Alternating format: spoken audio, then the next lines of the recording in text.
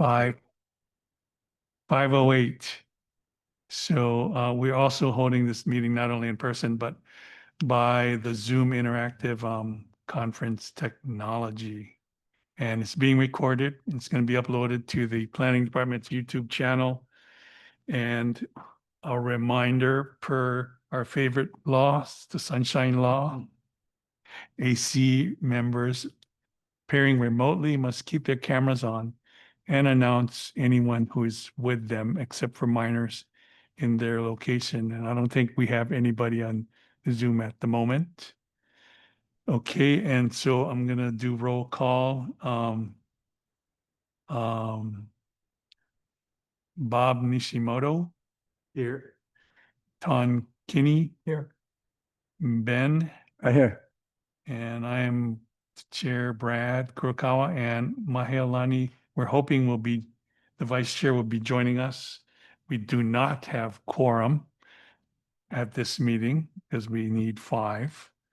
But we will proceed, and obviously we're not going to be making any any decisions. And we have our county staff, planning department staff, Mariam Palma, Jessica Lahip, and Kavelo Kalili on Zoom. Are you in Hilo? Or Hi, yes, I'm in the Hilo office. okay.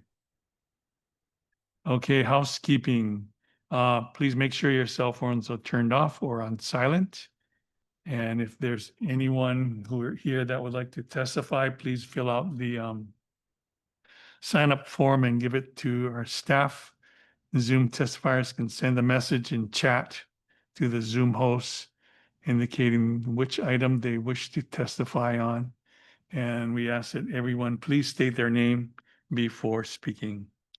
And to all of us attending here in person, please remember to speak towards that the owl speaker or camera so that everyone on Zoom can hear.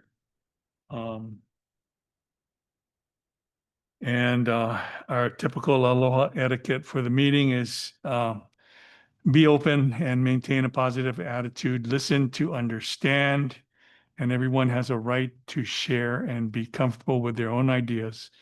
And it is okay to disagree as long as it is done respectfully.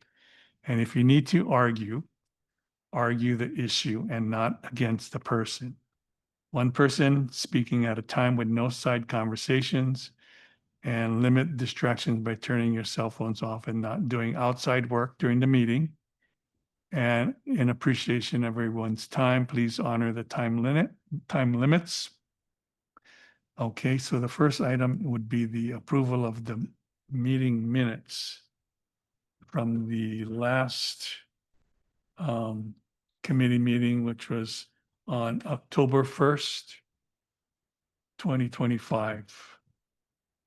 Oh, we can't approve the minutes. We can't approve that. Okay. So moving right along. So next is public testimony on agenda items. The time is 5:12 p.m. And so we're calling for any statements from the public.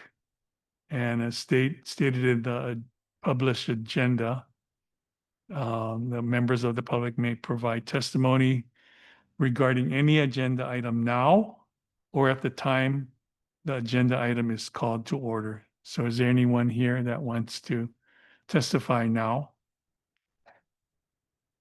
No? Okay. Okay, so we don't have any in-person testimony. Any Zoom testimony? No. Do we have anybody on Zoom? Okay. All right. Okay.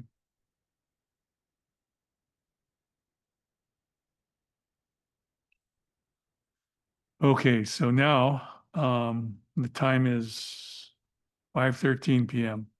and we will move on to the first business item, number 1, which is the proposed Ninole Community Hub. Do we have Christy on Zoom?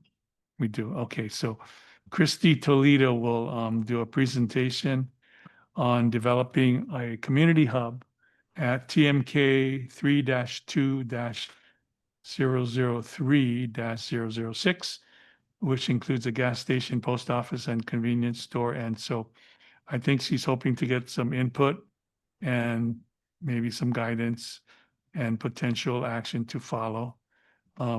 So is there anyone else who would like to provide testimony on this item who has not already done so? No. Okay. Okay, so actually, why don't we just go ahead and Christy, thank you for joining us and take it away. Okay, good evening, everyone. Can you hear me okay? Yes. Okay. Thank you for your time tonight. My name is Christy Toledo. I am a 7th generation Ninole resident. My great-great-grandfather came from Portugal and established Ninole there, and it's been in my family since then. I am currently a plus 15-year resident of Ninole. The piece of property that we're looking at is the lot 6 and actually lot 64. They're 2 adjacent lots. It's about a little over 3 acres. Back when my great-grandfather had this property was a hub for the community.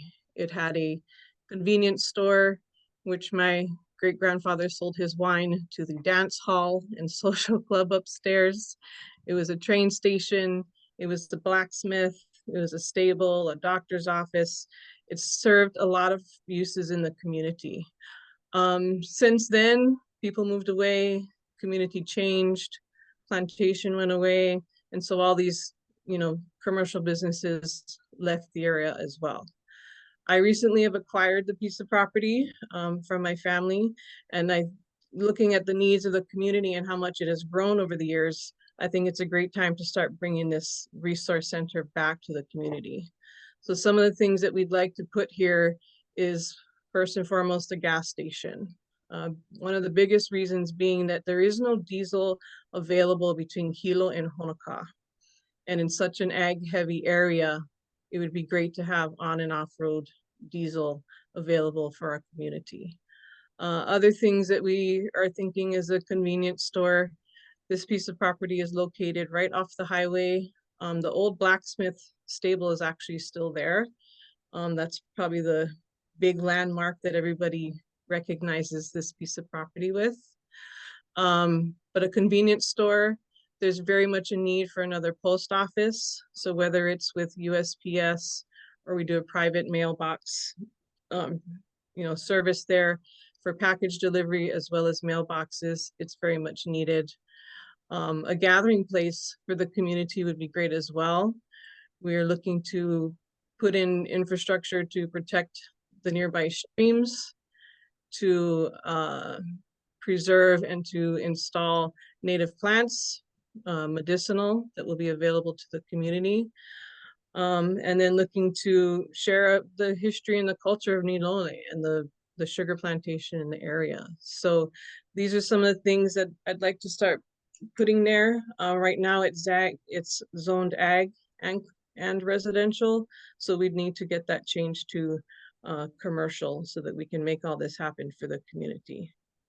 So any feedback, support is greatly appreciated as we take on this endeavor for the community that I think would fill a great need.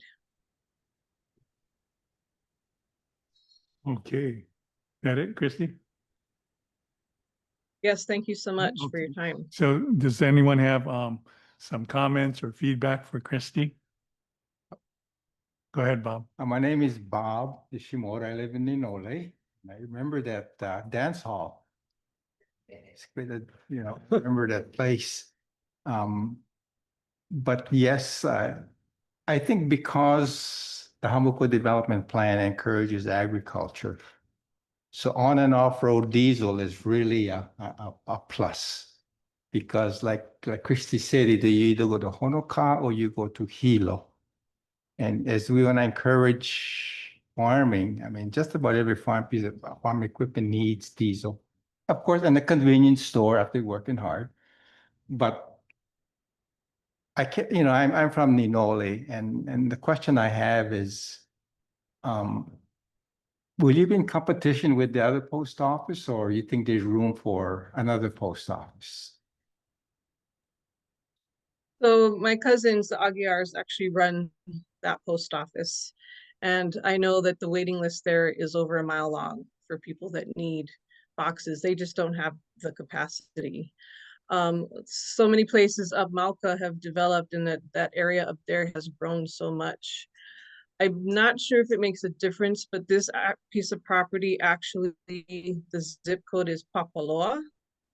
So it could probably serve Papaloa and Ninole, especially as a private mailbox type of situation where you have mailboxes, UPS and FedEx delivery, which I speak to those drivers, and it's just very difficult to get to some of the places to do package delivery.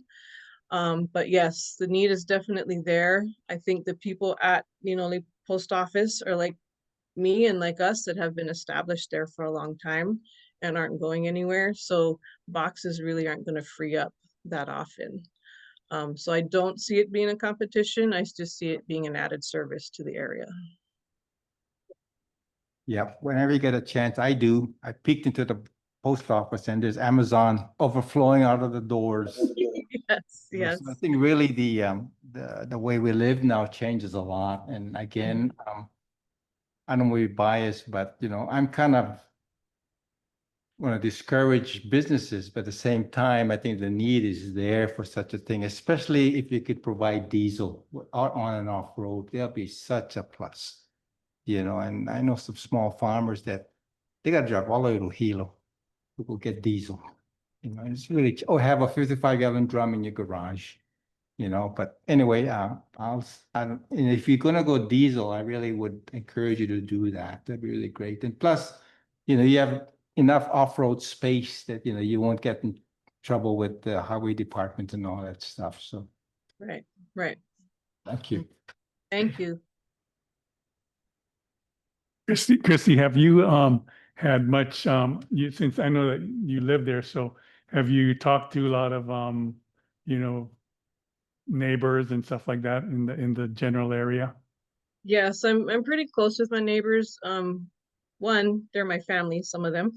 Yeah. So we have our cattle farm, our cattle ranch up there. So we definitely know the need for diesel and the the benefit that it would serve.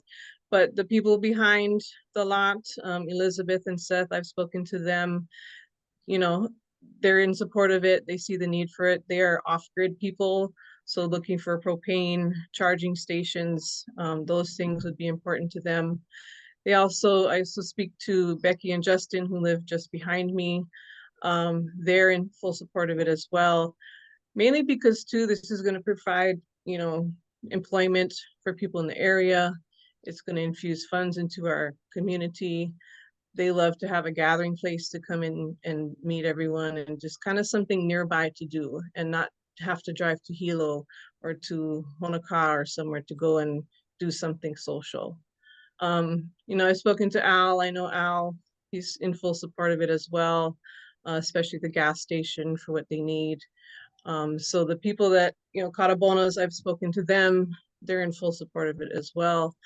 Hirowataris are in full support. So those people just in my immediate area, they're all in full support of it. And the gas station is really what's intriguing them to please bring a gas station. That would be great. This is feedback. Yeah. So where in the kind of design development are you? You're just sort of taking input and then figuring out, because obviously you got to go through the rezone process, which obviously the planning department can assist in that. Yeah. So where are you at? I'm just curious. So I'm in the beginning phases. I've spoken to Jeff Darrell. I've met with Heather, and we've talking about it already. My biggest thing I wanted was to know how the community feels about it and supports it. I want to support the community, and that's my number one thing. So I came this route with it. But I am still in the background working with, some of the steps that Jeff advised me to take, and looking at with these two pieces, should we consolidate it to benefit the setbacks? Should we keep them as two separate, you know, navigating the SMAs? And all this is brand new to me. I'm really enjoying the challenge, but it's a lot to wrap my head around. So just in the beginning phases, but the most important thing to me was to talk to you in the community and to first get your feedback and support on the project. Okay. Meiju? So gas station, I mean, that is so important for all of the farms around Hāmākua as well. It always wasn't dry when it stopped, didn't have diesel, it was as a lot of people go for gas. There is a charging station at Hāmākua store. So that's important, but the diesel is, there's the thing, yeah.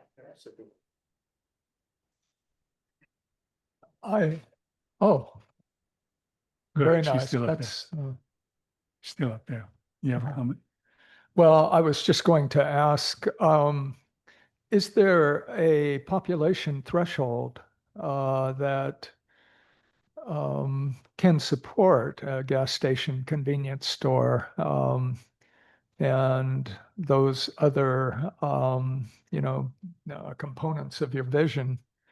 I wonder how one would determine what that threshold might be. Have you looked into those kind of issues? No, not yet, but I could put that on, you know, something to look into and maybe reach out to Heather for help with that. You know, with not only serving the local community, but passersby and creating an attraction for our visitors to visit our area and share some of our history about Ninole and about sugar plantation and really what this area represented for a while. You know, when the train used to come through in the train station there, my grandfather caught the train to school in Hilo. So having some of that available to them, it also serves our visitors and it creates a destination point for a lot of people. But I can certainly look into the population threshold and see if that is something we need to be concerned about. I have no idea what the population of, say, Papaloa, Ninole, can you give me some sense of what the population is in those areas?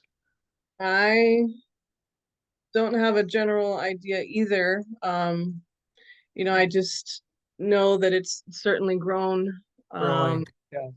I know just based off the post office, right? How Phyllis tells me that all these people just need the post office, and it's not only grown right along that highway in that section, but definitely up Mauka in that area.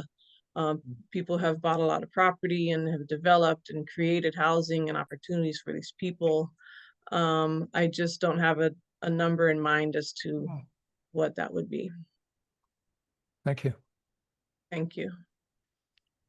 Anyone else? Me? Ben? Yeah, I'm pretty new here in this area too, but especially there's a gas station way below us, right? Now, what is that? That gas station right up there? In Lapoihoi? Yeah, Lapahoihoi. Mm-hmm. So the vicinity of the gasoline station, and you're trying to put one here, and the issue is, one of the issue I'm hearing is you guys need to put a diesel. Yes. What if that company, that gas station, gonna put a diesel pump to satisfy the customer around here? So that's another thing that we have to look, because the thing is already there. The gasoline station there, they could add a diesel in there and to satisfy the community. And so that's one thing I have here. If you're trying to put another gasoline station here, and there's another one over there. So I don't know. It's just, to me, it's not very feasible if I'm planning to put anything like that, because I know there's a competition next door. Okay. Yeah, that gas station right now currently does not offer diesel. I don't know that they have the capacity to do that, but there is that gas station in Lapoihoi. It's very small. a little difficult to access. It gets very crowded, so, but it is a consideration. Okay, Mijou? Do you have something else?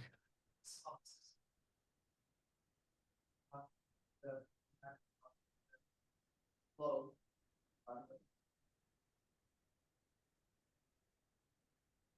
We had the past store on the one way and on the lower store, it didn't cause them to close down. Did it? It didn't cause them to close down. They eventually retired, but, stable.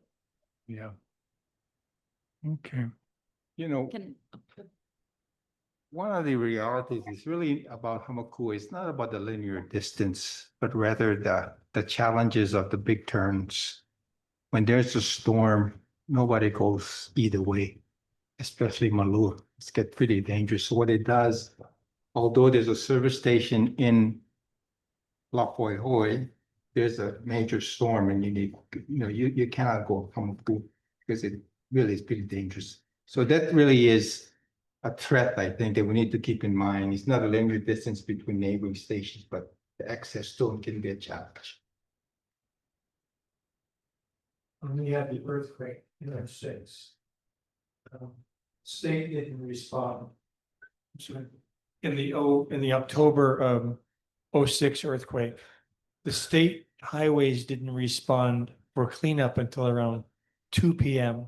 And I won't mention the person's name, but he's got earth movers. He came out and was very kind to the community and removed all of that opala. And I'm talking 30 feet of opala in La Pahoja Gulch. I don't know if you remember that.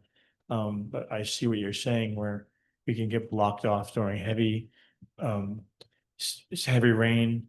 Rock falls is a big possibility, especially in earth movement. Thank you. so, can you put the zoning map back up? Thanks, Christy. So this is the two properties there. If you could put the mouse on them.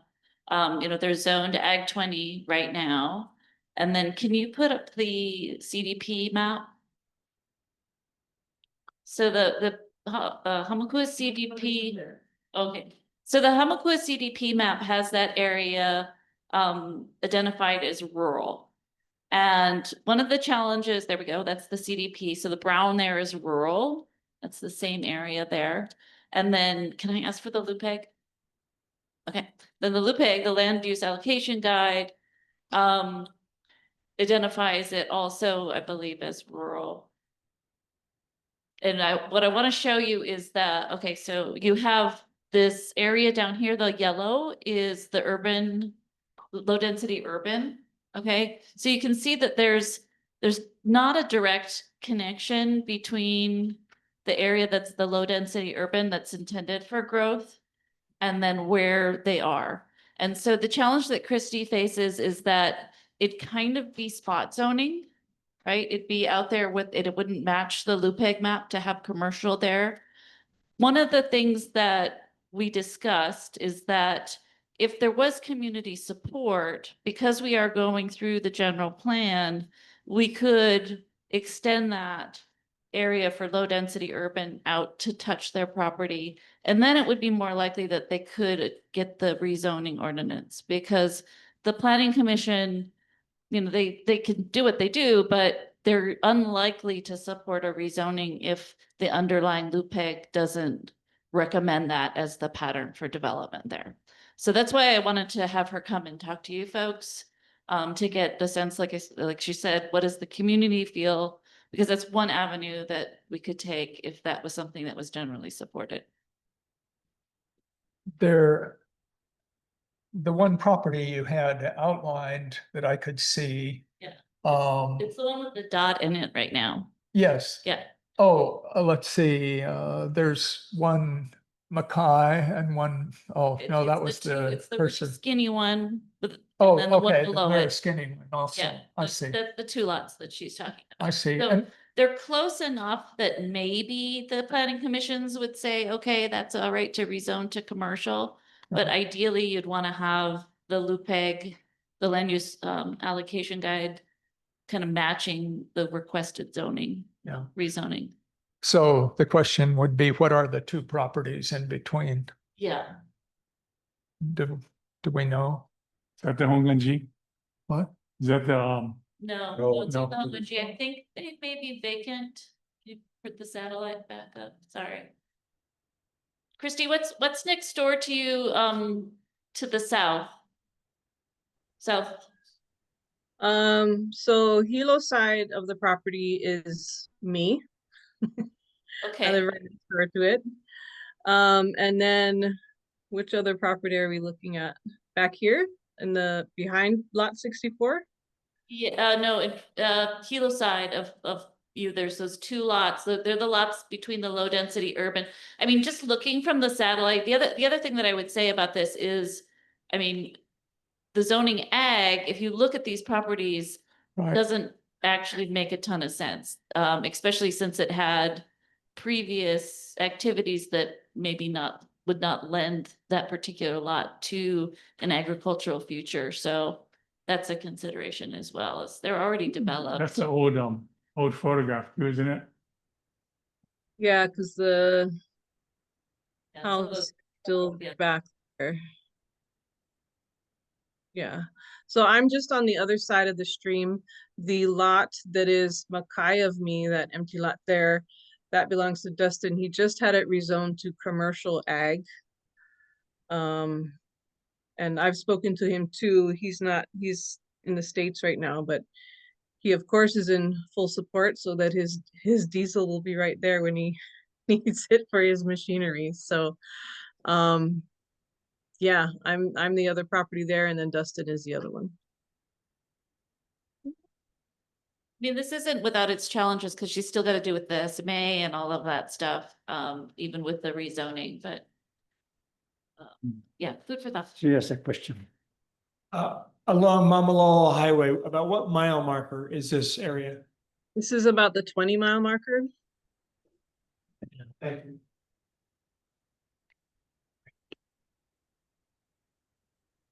Yeah, so I guess that, that's all really good input. So I guess Christy, as you kind of progress, I think at some point in time, it would, we more than welcome you to come back and then, assist in, based on the input, with, supporting, either kind of a rezone type thing. Cause yeah, the CDP and general plan are sort of guiding documents, but even at the point that we were at in the CDP, to go at a parcel by parcel basis, we did certain areas. And this is an area that, obviously needs to be more refined to reflect the realities of not only the past, but, the future moving forward. So. It does look like there are two residences on the southeast side of you. Have you spoken to those two residences about the possibility that they might become rezoned as commercial? Yeah, I've spoken to everyone behind, Mackay of the property, as well as all on the Gila side that I have access to. I have not gone across the bridge to the people on that side yet. So I've been just kind of working my way down from my side down as far as I can go. We are thinking of doing some kind of community event over there, invite everybody for a chili bowl or something, just to come and talk and meet people and to get their feedback too. So that is something that we are looking to do to get even more input from people in the area. I think that our comments here are probably, mostly, or at least my feeling is mostly cautionary. It sounds like a, kind of a huge undertaking, and always you got to start with at least, the attitude of some caution. But I think also if you come back when we have a quorum here, I suspect that we would end up being very happy to make some kind of a statement in support of your vision there. Great. Thank you so much. I appreciate that. Okay, I don't think we don't have quorum, right? And we don't, there's really nothing in it to make a decision at this point. So, Christy, thank you again for, presenting, and then we'll look forward to, having you come back. All right, Nice. mahalo everybody for your time. Thank you so much. Thank you. All right, thank you. Bye-bye. Bye-bye. Bye-bye. Okay. The next item is the proposed amendment to the planning department's public notice procedures update. And planning was going to provide an update to the proposed amendment to that procedure. Okay, Take it away. all right. So there's been a lot of meetings. And director is working on a formal response letter back to you folks. In the meantime, the more casual update is that management sees what you guys are saying. And they're interested in fixing this. And so there's definitely short-term immediate things to do, and then longer term grand scale things that we're looking at. So as you probably know, planning department is working on the general plan, getting it through council, but we are also on the back burner have the zoning code update happening. It's not at the forefront quite yet. There's still a lot of foundational work happening, but one of the things planning director Jeff has noted is that your guys' letters will go to the consultants for when they get to that part of code and when we're looking at public notices and what things to change in zoning code and in subdivision code.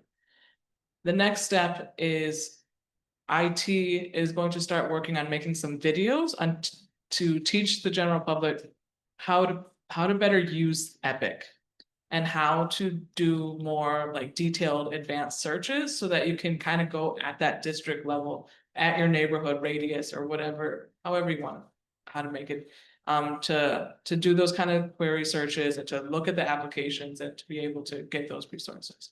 A little bit of outreach on that side.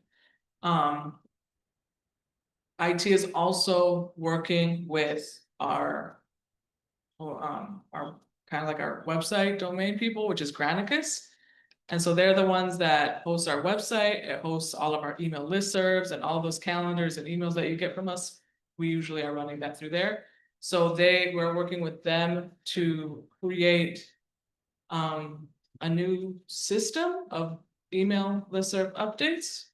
But we can't really tell them how to, it's kind of a lot of learning curve and learning what we are trying to do and what they have that exists that can kind of how we can create this together. So we're working on creating a new listserv possibly.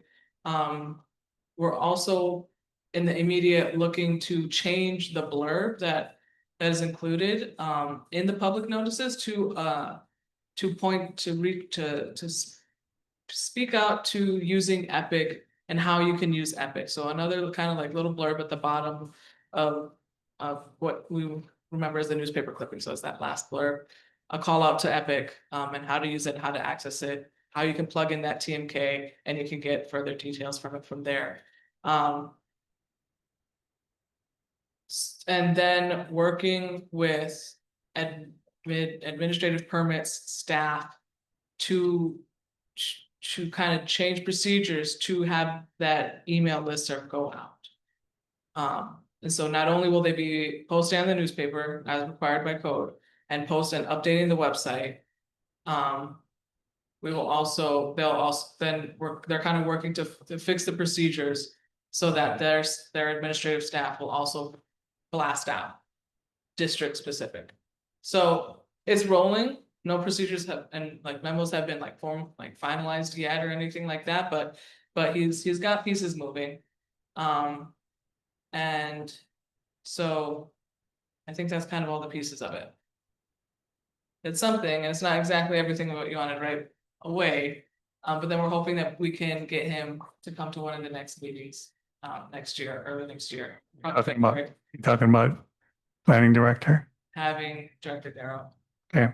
in-house. To kind of give that a more formal update in all pieces of what that's looking like by then. Yeah. I think those were all the things that will kind of going forward. And you'll have a formal letter probably by January. Response. Any comments?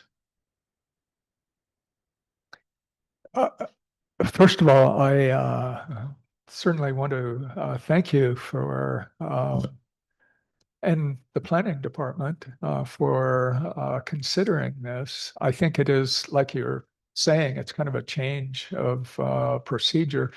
I think the most maybe the most important issue that I'm not sure I understood as you were explaining here is that it sounded as if you were saying that the issue of supporting a district-specific listserv was actually being considered favorably at this point. Is that your impression? Yeah, so the conversations, like we were like, logistically, how does this work in the IT world of how do these things get created? And then it's also how we would have to create a whole new email listserv. The other option that was considered is to use the existing CDP AC listservs and to just blast through there in the meantime. And I think that's still being considered. But then the other ultimate goal was to, well, maybe the admin permission have their own set of email listservs that the people can sign up for. And so IT kind of has been going back and forth on the details of that. But yeah, and that's my understanding and from what I've gained from these meetings, with all the members and everything and how they're learning each other's procedures. And to also get some consistency across the department. Okay. Yeah, I guess my sense is, yeah, that it goes to the rest of the, CDPs, and I think you guys CC'd people keep it update, and then when we have I think hopefully a plan to pull those folks together, because, it just kind of basic common sense in terms of public being able to access that kind of information, and then as a, sort of a review, committee in our capacity to sort of know, on a meeting basis, what's coming up should be relatively easy. I know IT people are smart and I know you guys are. And so it's just a matter of, like going through the procedures and figuring a way out to have that, easily accessible. And I guess for me, having been in the planning department, it's just, yeah, putting it into action as soon as possible, even on a temporary basis, so that we can have that in whatever easy way that it may transition until they get all the bugs worked out in terms of IT and the process. And, when plans come in, because plans got to come in to somebody and then they get reviewed. And that's the initial time that sort of makes the most sense when it gets parceled out through the various ministerial and various divisions to sort of say, okay, and it's primarily them that's going to say, okay, here's the TMK, and then this is what's being requested, and then put out, so that people in the community are, pretty early on in the process of an application, so that people can sort of become more aware, so that we have engagement and participation in the process. So that's just my 2 cents. And I do appreciate, I know things can be challenging to put all the pieces of the puzzle together. And to double down on that, like accessibility portion, is that there are also some upcoming deadlines that are requiring us to have all of our stuff to be, anything online, anything we're sharing out to be ADA compliant. Yeah. And so you're gonna start seeing a lot of changes on our online platforms. And it's, so those are the other considerations that we're gonna, like, we wanna just like solve it all at once in a way. So, oh, yeah. Oh. So, yeah. We're working now. Okay, Yeah, good deal. okay, thank you. Yeah, Proposals, but the idea is for community people to more easily access information. Is that what it is in terms of, yeah, kind of major ministerial stuff that when people come in, applicants come in for any kind of rezone, development proposal, plan approval, those types of things, especially at the early end, so that the committee and people in the public that want to have that kind of access to, okay, what's coming up in a district-wide basis, that would be ideal. yeah, no, but that's what we've been trying for. But I was gonna say that, at one point, the AC was, sort of mapping the different community networks there are. And I think that it is really the community's job to spread the word. Like, I think, if the Ninola proposal comes back, we can use our neighborhood watch lists and things like that to let people know. Because I find that my neighbors are not necessarily interested in the general plan. It's too general, it's too big. And even some of the developments that might be not so close by might not be of interest. But if we, if we or you as the AC Right. spot something, then we can inform our networks and then Right. maybe point them to the place where they can get more information if they're. Right. But definitely to come to a meeting like this one to hear a proposal like that would be great. Yeah. Okay. Anybody else? Okay, and if not, we have Mahealani that's joined us, so now we do have quorum.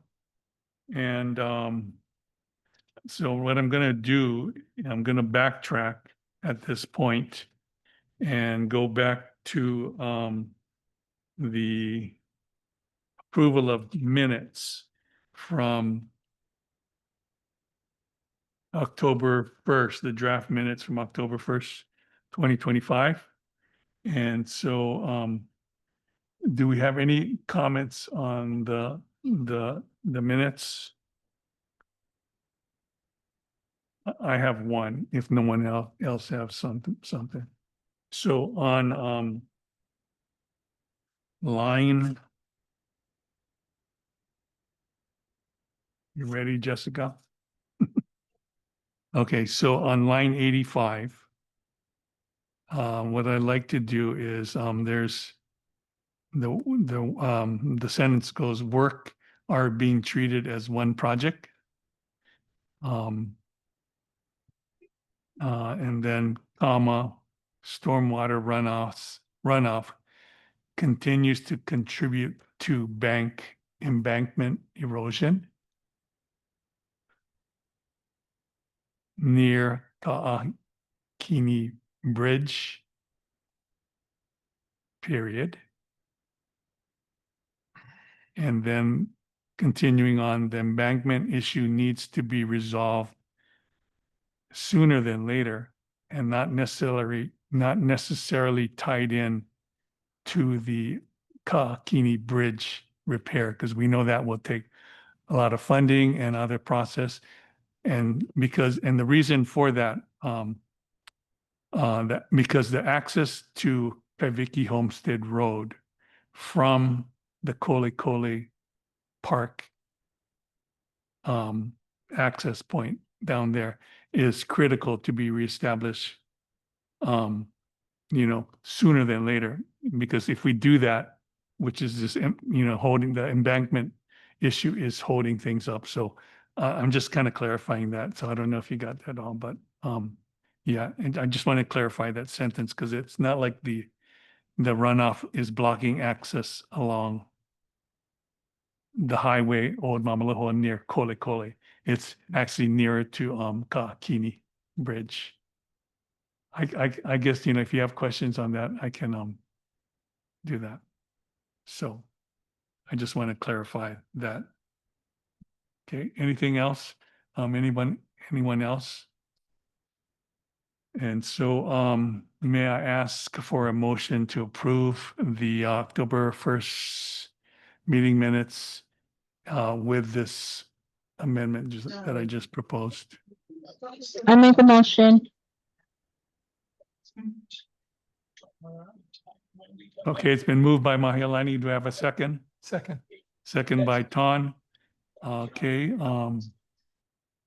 and so if there are no other further corrections, do we have to vote? Yeah, so do I hear to approve the draft minutes with the amendments that I propose? All in favor, aye? Aye. I, All in favor or opposed? Nay, none. Okay, so it passes. All right. Now we can go back to where we were. And the next item is the roads in limbo. So Ton will propose. Are you proposing something? Can I actually see what it says here? That's why I'm asking. Well, it I'm not says- sure that you are. It says committee member Keeney will propose the committee prioritize roadways where ownership and responsibility are unclear and hamper public access. You know, this started out, I had made a request to planning to put down as a agenda item, the question of what does a member of the public do in the event that a road is identified as a road in limbo, but then the with county authority over that road, in other words, a public road that I presume should have public access, but then someone who else has interest in that road does not allow access, for instance, with a gate. So that's where my thinking had started.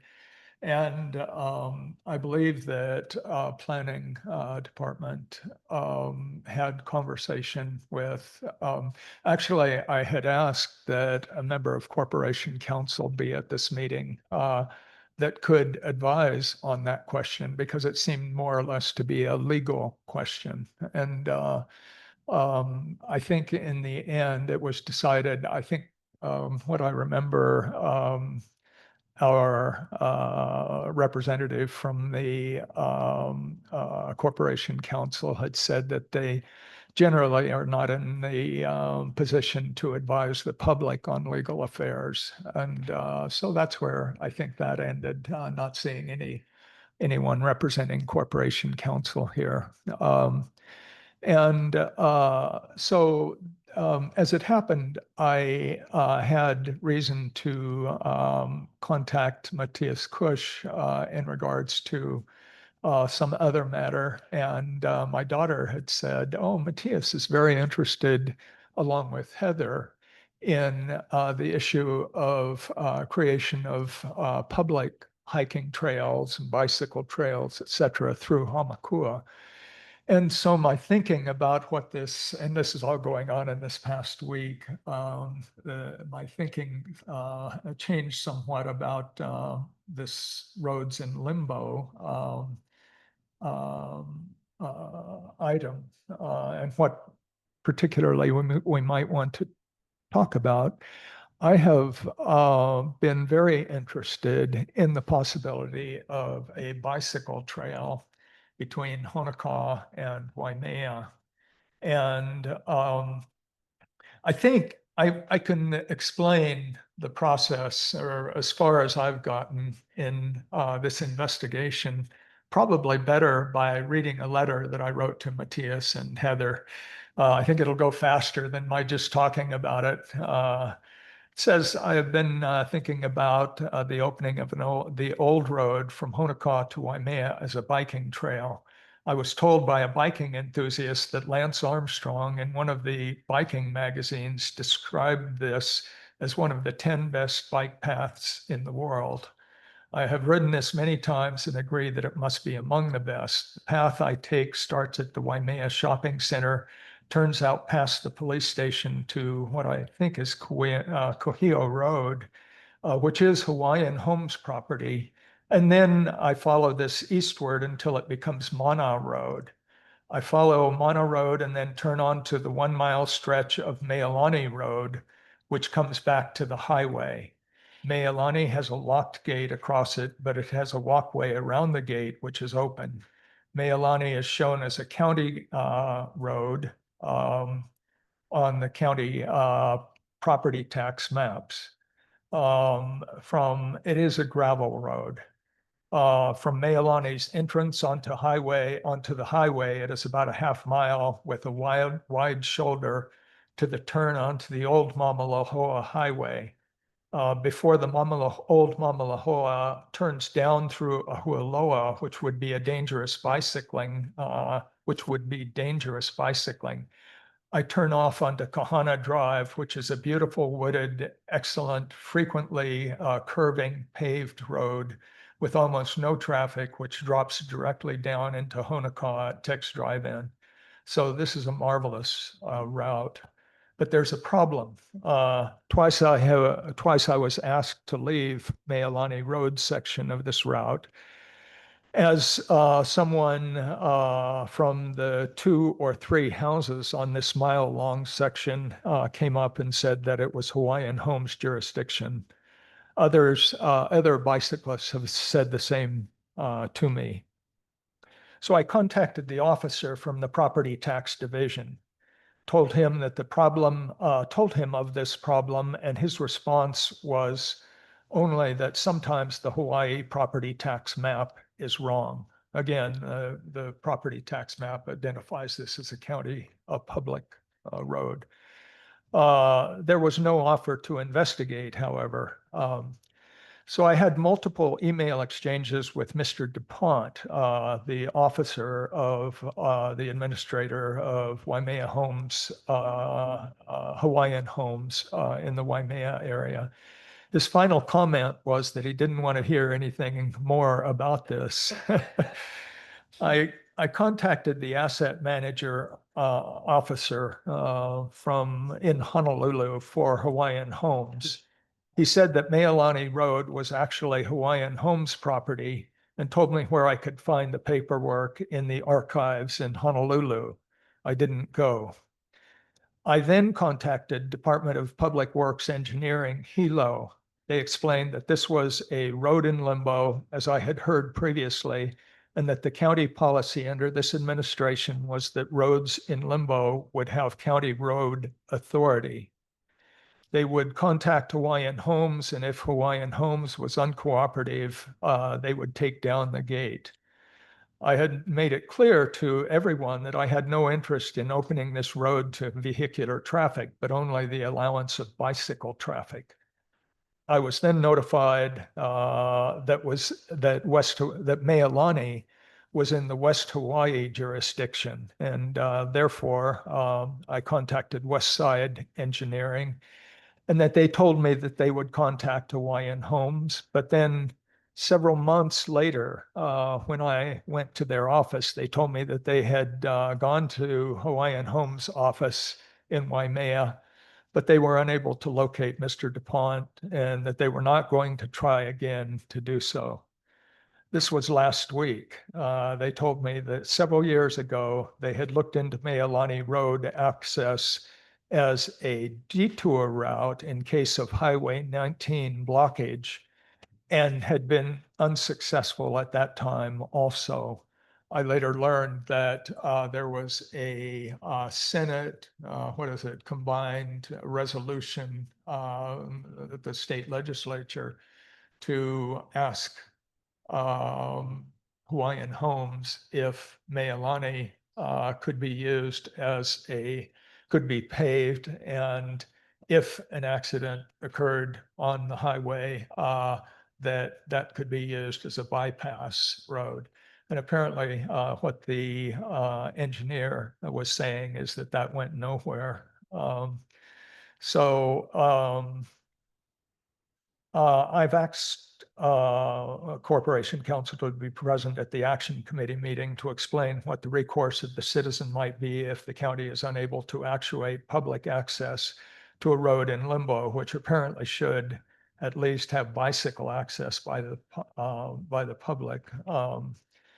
So at any rate, I subsequently, and I included, and I think it was in the meeting packet, a letter from Keanu Payal, Department of Public Works Engineering Division. Highton, our land surveyor, Randy, checked our files and spoke with our division chief, who mentioned that the current administration sees roads listed as roads in limbo as government roads that should fall under the county's jurisdiction. In this case, Meilani Road in Waimea is listed as a road in limbo, not in inventory. We do acknowledge Meilani Road as a government road. If you would like the county to look into it further, please fill out and submit a complaint form online. Once we get it, we'll start the process to investigate and determine who put up the gate and whether it's blocking access on the government road. If it checks out, we'll go from there and decide on the next steps. From my conversations with Randy, our next steps may be either requesting whoever put up the gate to remove it, or if they give us valid enough reason for having the gate in place, we would request that they keep it closed but unlocked. We would need to discuss further for other possible options. Keanu Payal, Department of Public Works Engineering Division. So at any rate, I wrote out a proposal that I would like to submit as a resolution to be considered by this committee. And so I'll just read that resolution. Resolution of the Hāmākua CDP Action Committee in consideration of Meilani Road, east side of Waimea bicycle access.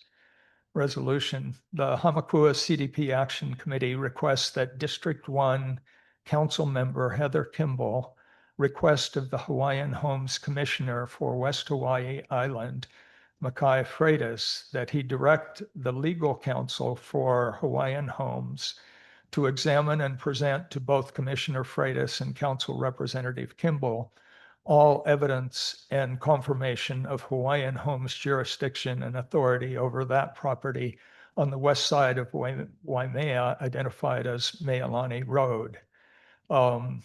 If documentation of Hawaiian Homes jurisdiction and authority over Meilani Road is not received within 2 weeks of this request to Commissioner Freitas, then Council Representative Kimball is herein requested to choose between the following two options.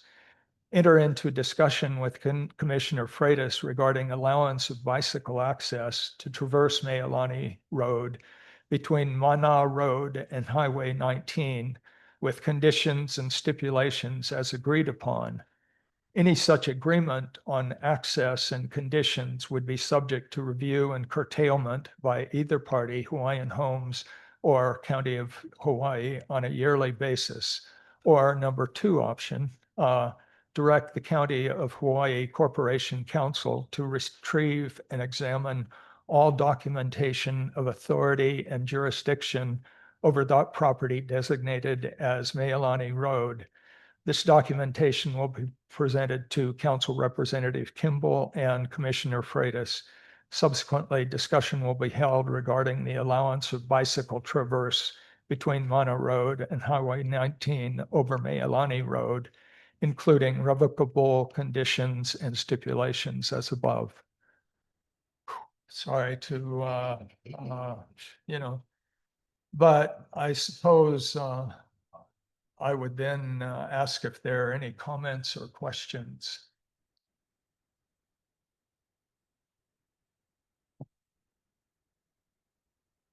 It's already but it's a road in limbo, which is a road, but I don't understand why all of this has to happen. I mean, we have a couple of roads that have been blocked and, they're county roads. We'll just cut all this. Well, that's kind of where I started out, but the problem is that, again, the engineering division has indicated that they're not going to pursue this. And consequently, that's why I had requested that the corporation council would attend so that we can decide where, as a member of the public, we go from here. Not sure what else been determined on, because it's already been determined apparently that it is a county responsibility, it's a government road. Well, one would think so. That certainly is what Mr. Payal presented here, that he was going to go out and it sounded like they would just take down the road, take down the gate if Hawaiian Homes would not do that. But then that was not his jurisdiction. And so he sent me to West Hawaii Division. And they decided that they were not going to pursue this. So if I may, if it has indeed been determined that it's a road in limbo, those are public accesses, they are required to be open. It sounds to me like, I hadn't seen the letter, they just need a formal complaint. I filed a formal complaint. You did file a formal Yes, I complaint did. with the West Yeah. Hawaii office, and what was their? Well, that was then after I filed the complaint, Mr. Payal from East Side indicated that Meilani Road was in West Hawaii's jurisdiction. So he sent me to West Hawaii, and they. After that letter that you shared with us just now? After he had sent you the letter Yeah, that you read earlier, he then sent you to West Hawaii. that's correct. Okay, and they said- indicated that they were not going to pursue this. did they give you a reason? Yes, they indicated that the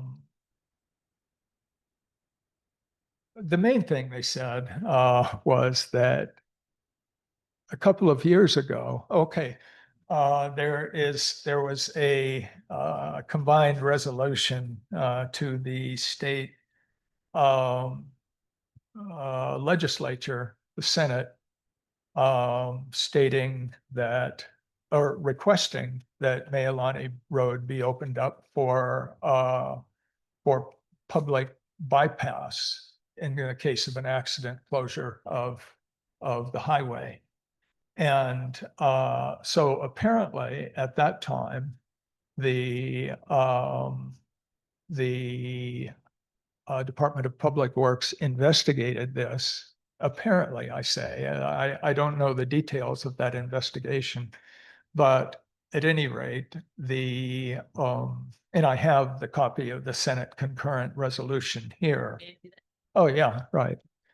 And this states in a number of places that Hawaiian Homes has ownership over Meilani Road. However, there's no evidence given that Hawaiian Homes has jurisdiction or ownership. I spoke with from Na'alahele, what is his name? Jackson Bauer yesterday, it was the day before, from Na'alahele, and he had access to all the old maps, which included maps of Waimea. And Meilani Road is listed on or identified on a map from 1915. And Hawaiian Homes Commission was founded in 1920. Therefore, he said that if there was authority of Hawaiian Homes over that property, then there should be paperwork, transferring identifying that authority. And of course, again, the Hawaiian, as I read in the initial statement, the property manager, the property something from Honolulu, had indicated that there was such paperwork, but it was in Honolulu. He offered that I could find it by submitting a Freedom of Information request to Honolulu. But I was just, I wouldn't know. I think somebody who has some kind of understanding of those kind of, that kind of paperwork would be far preferable to submitting that Freedom of Information request than would I. So, at this point, I think, like what you're kind of bringing to attention is, the obviously the larger issue of roads in limbo, and in this case, a very specific one.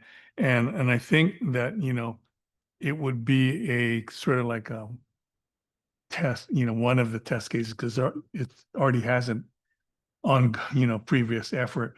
But, the broader issue of roads in limbo in general, and where they are at sort of a district by district level that needs to be assessed, that we have kind of punted on when these roads and access points, many of them in plantations, that would provide alternative emergency access,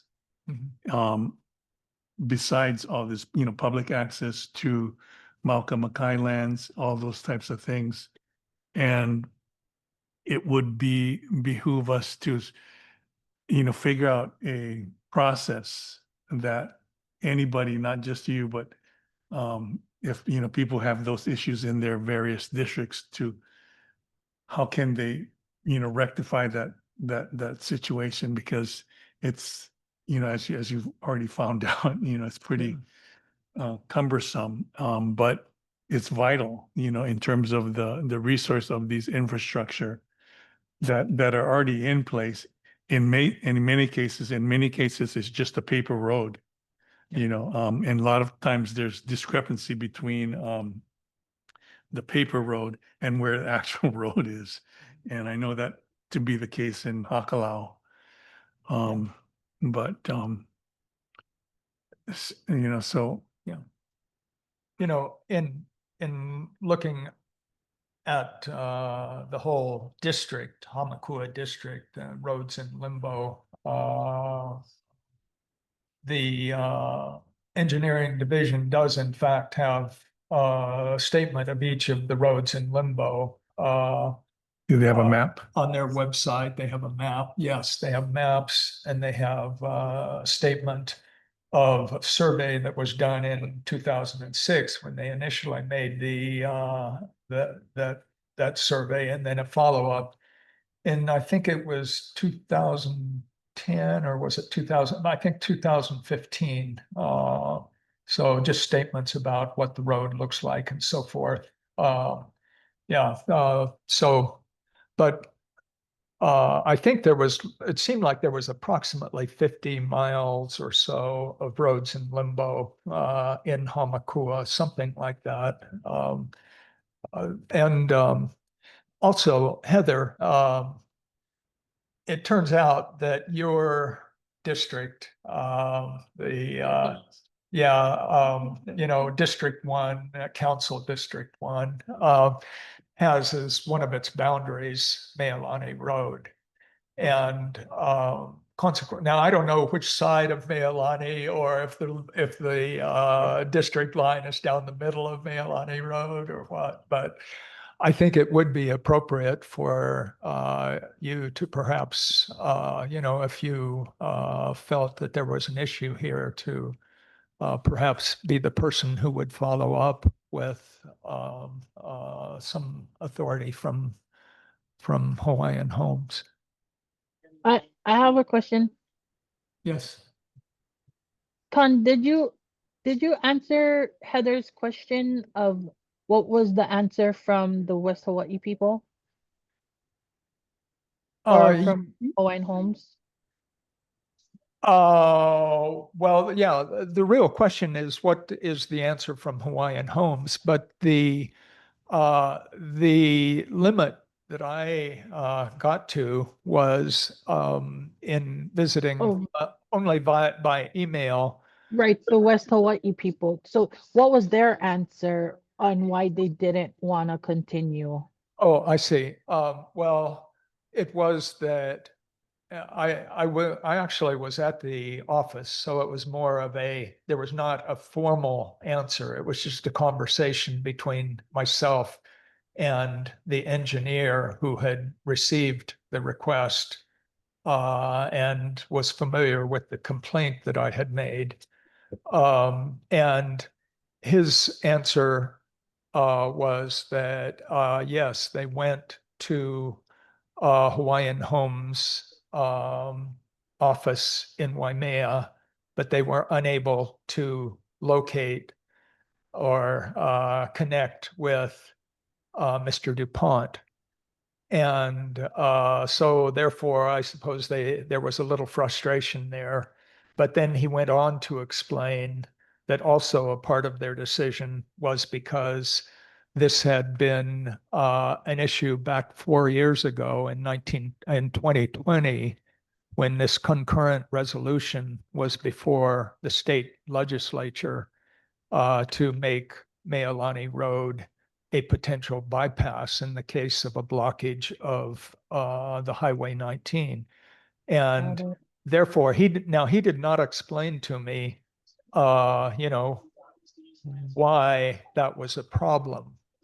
It just seemed like to him that, oh, they must have decided at that time that Mealani was actually property of Hawaiian Homes.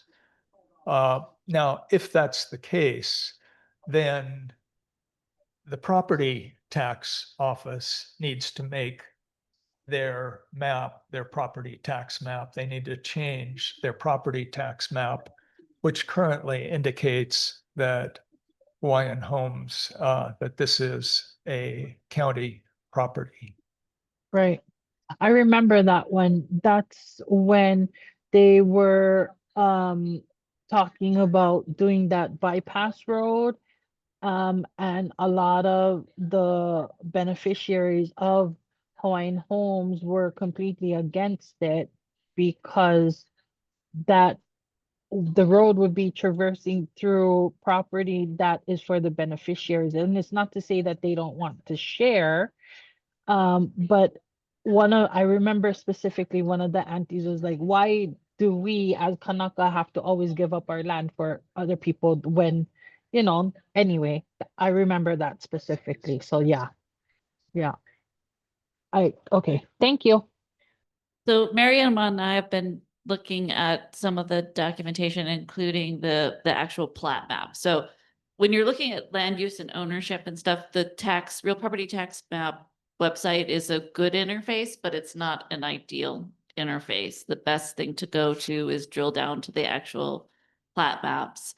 And what's interesting about this is you basically have two lines that are right next to each other that looks potentially like an old government road that was abandoned. So that would have been potentially a road in limbo right next to another long skinny parcel. And I'm just kind of glancing over her shoulder at this, so I'm not certain of what I'm saying. That could be under the ownership of DHHL. What I would suggest that we start with is I can reach out to whichever senator's office introduced this resolution, because they would have done some abstracting research to determine the ownership. And so they may already have that research available. That's where I would start. Because if it is indeed entirely under DHHL's private ownership, then there isn't a recourse as far as opening. But if it's actually a road in limbo, then the Department of Public Works does have a obligation to actually remove that gate. But from this, I think there's a little bit of uncertainty. Even at one point, these two things actually merge on one end and then they bifurcate at the other end. And so Are you on I've the, never seen this before. This is new. yeah, are you on the property tax map? No, we're on the plat map. So I don't, oh, right up here. This is the plat map. So, um,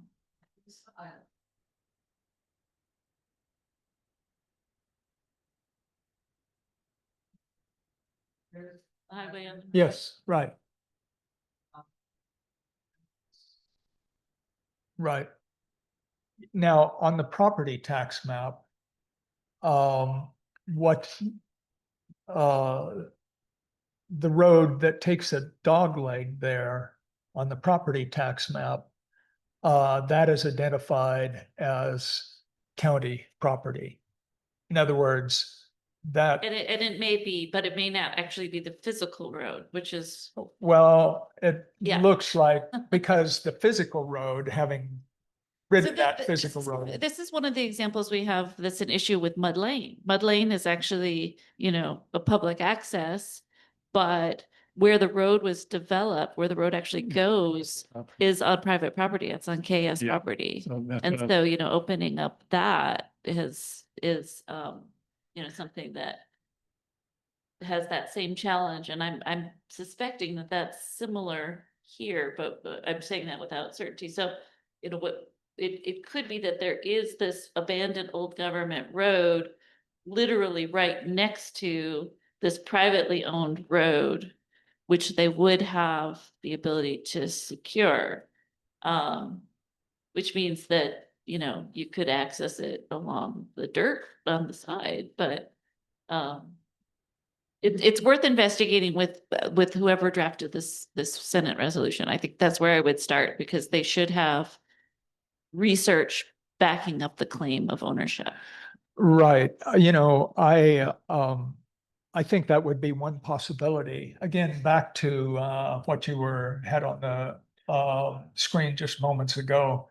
Again, having ridden that road many times. But then again, Tanya, you don't know exactly where that road is, on Right. the legal property, description, and that, Well, right. yeah, right. and that's the issue with a lot of the roads in limbo.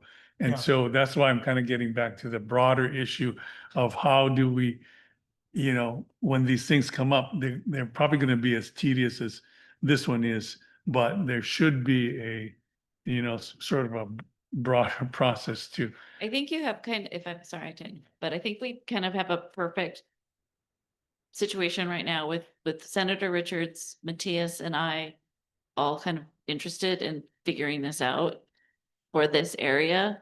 We have been talking about more of a universal solution with respect to roads in limbo, and some of it, the state has to provide some funding for us to maintain them if we're going to take them over. That's going to be hard with things going on, but I think if there's a time to do it, this is kind of the right time, because there's an interest from all of us in getting it solved. But the mismatch between what's on paper and what's physically on the ground is one of the biggest challenges. And we had one in Honolulu like that, and to legally fix it, it took over 10 years because it has to go through LUC. Right. So Again, in both of my communications with engineering, and I presume they would have, be very well acquainted with situations like what you're describing here. In both of those situations, they indicated that this was county property, a road in limbo. So I think both of those roads are present on the property tax, both of those roads. Both of those properties, one Hawaiian Homes and one county, are present on the property tax map. And that was Mr. DuPont's initial response to my question. He pointed out that there were he pointed out the road that was the Hawaiian Homes Road there. It's not a road, it's a sliver of property. But he pointed that out, and it, definitely was identified as Hawaiian Homes. But then right next to it is the road that takes that dog leg, which is identified, which the main road is the road that I ride on, is the road that takes the dog leg. And that is identified in the property tax map as County of Hawaii Road. The issue is if you look at the plat map, they actually merge there at the one end and then separate at the other end. And I'd like to talk to whomever wrote this resolution and figure out what. I mean, it could be also that they recognize that there was a need to expand the right of way to make an emergency route there, which would have required having the approval to use the DHHL piece and the road and limbo piece. I think that there's just too much I don't know about this yet, but it's certainly a really unusual situation. Yeah. Thought I'd seen it all, but Okay, From the standpoint of a bicyclist,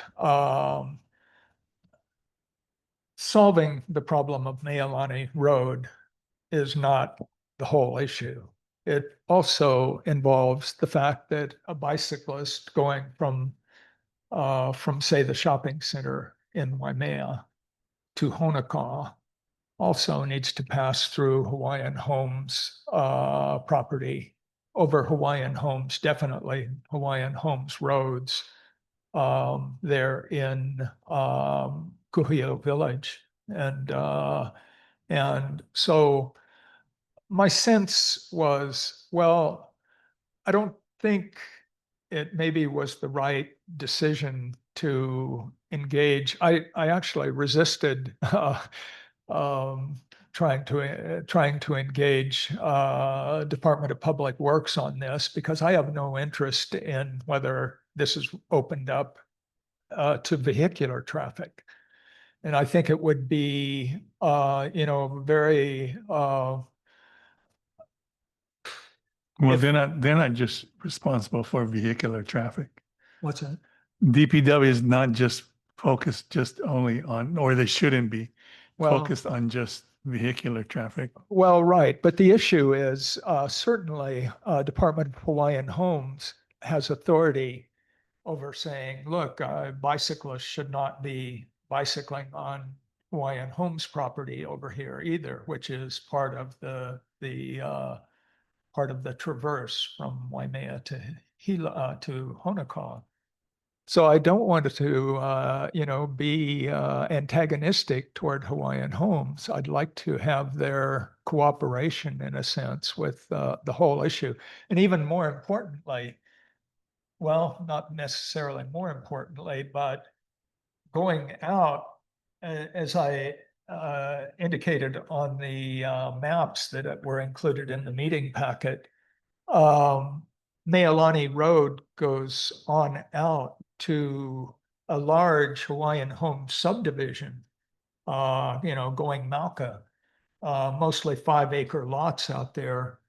And there's a sign on that going out there that says Hawaiian Homes property, no trespassing. And, if this is all one property, it's not like, the road between Mana and Highway 19 is separate from the road going out to that large subdivision. Consequently, I think Hawaiian Homes would be very desirous of maintaining that no trespassing sign going out that direction. I have no interest in taking down that sign also. But if Department of Public Works feels like they need to open up Meilani Road to public access, then I presume they'll also feel like they have to open up the road out to the subdivision also to public access. So it seems like actually a very complicated, in a sense, set of relationships. It is. So moving on, Yeah. I think is there anything that you want to state, for the record in terms of where we want to further investigate it and work with Heather and other parties to From my standpoint, if Heather would like to start wherever you determine, then maybe the resolution that I've submitted here does not need to be voted on. If you have interest in the problem and would like to pursue it in your own way, however you would prefer. So I will, if that is the case, then I will withdraw my resolution. I think, like I said, my first step would be to go to the author of this resolution. I'm sorry. My first step would be to go to the author, the senator who authored this resolution, and ask their staff if they have any of the abstracting research behind this resolution.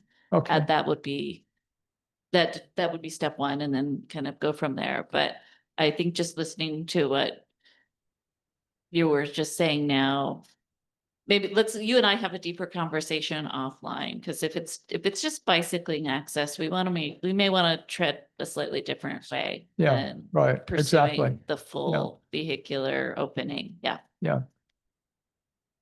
Thank you. okay. Next item, let's see.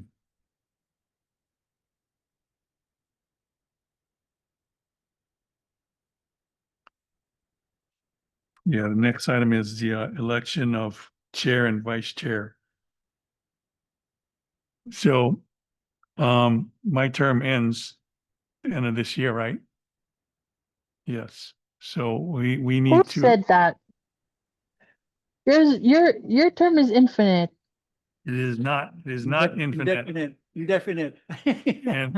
And as I have stated before, I am willing to continue to serve, but I really feel that it's important to have other people step up.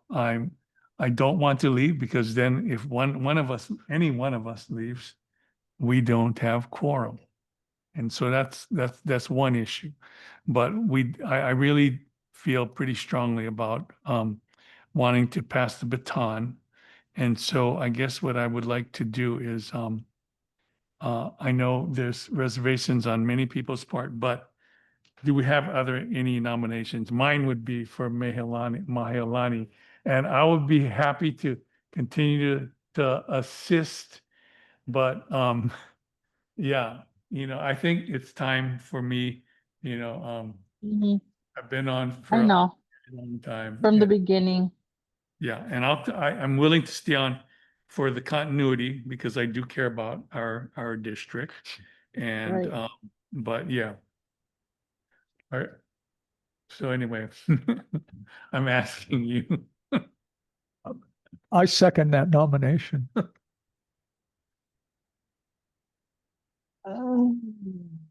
Planning department is also going to do some really cool and fun facilitation trainings at the beginning of the year. Oh, Say that before you say if you're accepting this nomination. I hope you are. okay, only because Uncle Brad is helping me. Do we have, wait, so that's just for the chair. Do we have to do one at a time, or can we entertain both? One at a time. Okay. Any other nominations? Okay.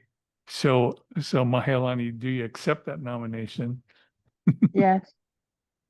Thank you. Mahalo.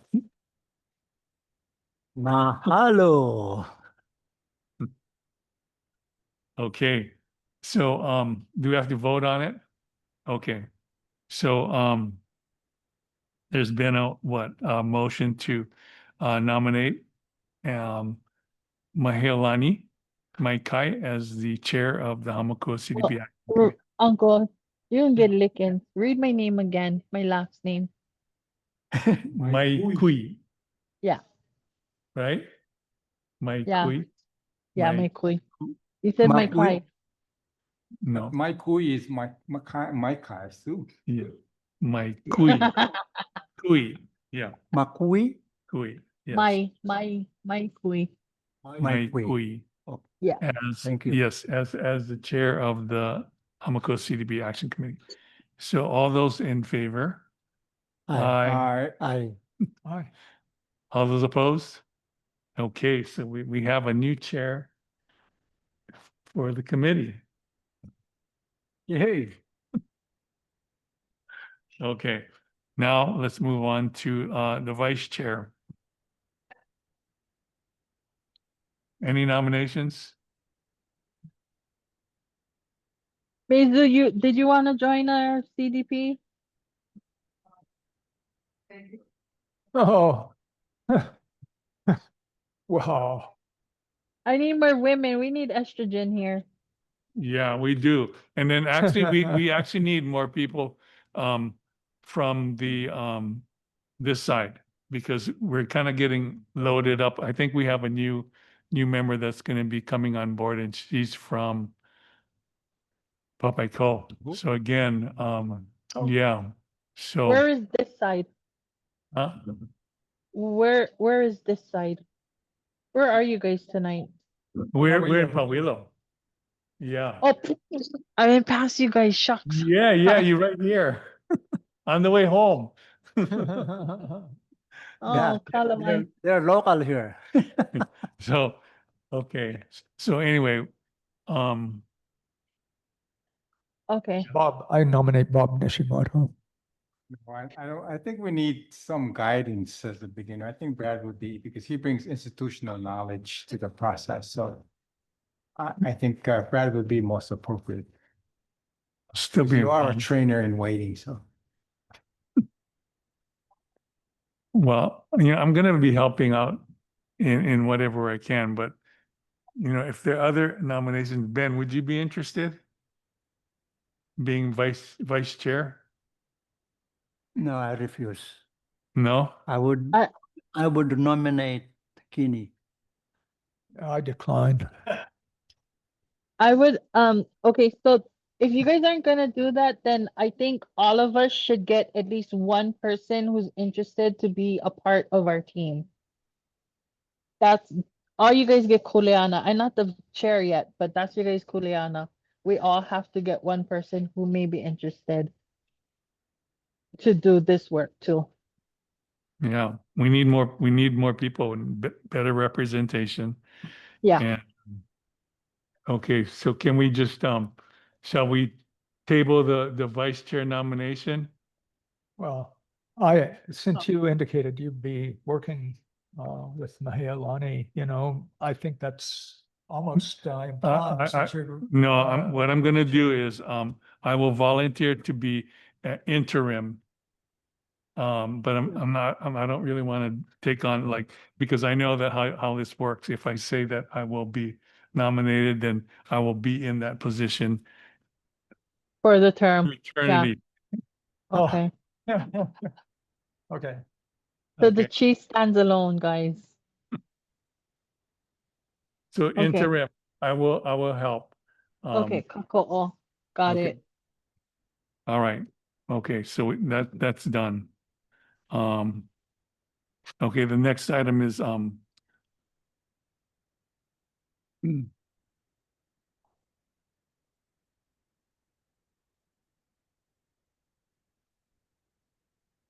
oh, okay, Christy Toledo's still here. Okay. All right. Okay, so Christy Toledo, Mahealani, Oh yeah, Christy, yeah. she presented on the Ninole Hub, Community Hub. And Sounds good.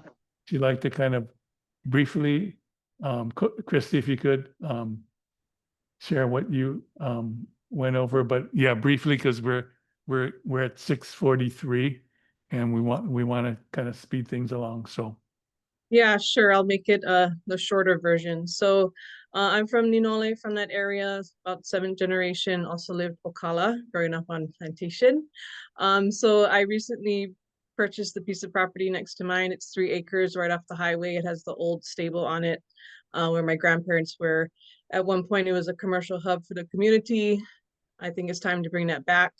I'd like to rezone that to commercials. We can do one thing, which is a gas station, and provide diesel on and off road to the local agricultural community, as well as possible convenience store, mailbox, center there, as well as create an area where local agriculture can bring their products there for processing, possibly sell their products at the location. So to get to that point, I need to rezone it from ag to commercial, as well as a bunch of other steps.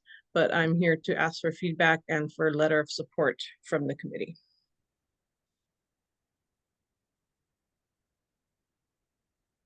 Are you Okay. Troy's sister? I'm Troy's cousin. I'm Oh. Lisa and Jennifer's sister. Oh, my husband used to work with Morgan Oh, for a yes. really long time. Yeah, Yeah. We miss Morgan. yeah. Um, did you happen to get feedback from your like neighbors? Yeah, so I've spoken to everyone just in that immediate area. The people directly behind, they're in support. The people Hilo side, all in full support. Carabonas, I've spoken to them. My brother actually lives across the street, so I spoke to him as well. All in full support and feel that it's a need to, one, get them off the roads, traveling for some basic essentials, but certainly supporting the agriculture in the area with the diesel, because there's nothing from Hilo to Honokaa. Yeah, yeah. Lapuhoy. That's the like between Lapuhoy and Hilo. Yeah, so La Puebla only has the gas, right? They don't have diesel over there. Oh, right, right. Okay. Um, yeah, are they writing you letters of support too? Your neighbors? They will once we, I wanted to come and talk to you guys first and find the best route, but they have offered to write letters of support. Yeah, so Mahealani, what we told Christy is that I think she's really early on, and we appreciate, the her coming to us at this early point to solicit advice and guidance. But I think, we asked her to kind of work on some preliminary plans, because I think you have to sort of know the program and the size and layout of the things that you're hoping to put in the parcel. And then once you get that, I'm sure like with planning department, assistance, in terms of the rezone at that time and community support, I think if you came back and then at that point, I think it'd be more appropriate to kind of, you have a better idea of what exactly you're talking about.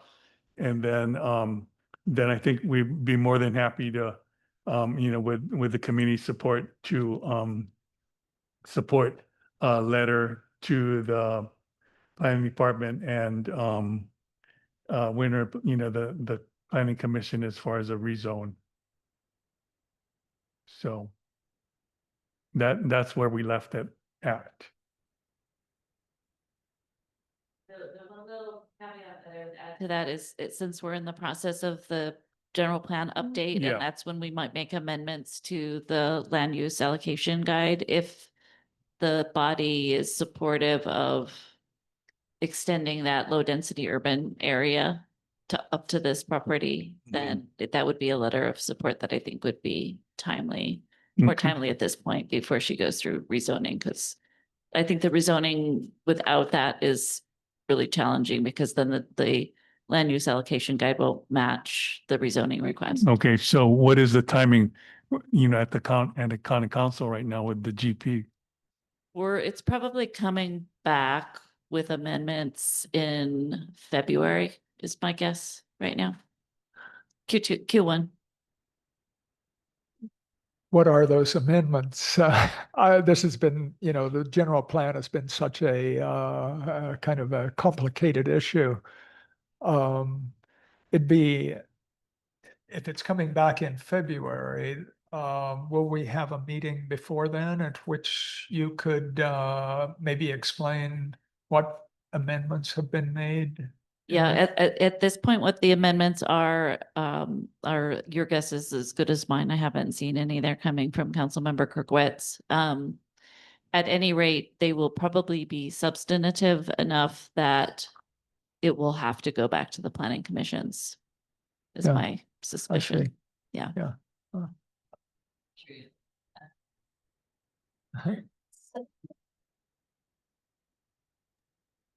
So Heather, can I just clarify, and so I understanding what you're saying, that it would be better to get the letter now so that the things we need to do to move forward with the general plan would work better?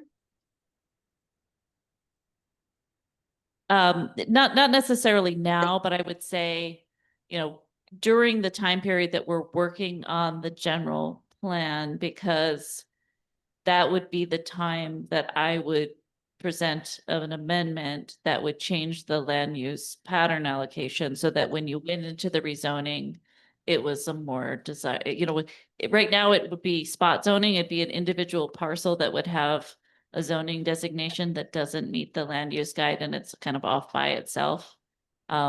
This would make the rezoning application more the better prospects for the rezoning application. Timing wise, and not right now, but like early next year, the first quarter of next year. When is our next meeting going to be scheduled? February 4th, we believe. That's the next meeting. February 4th.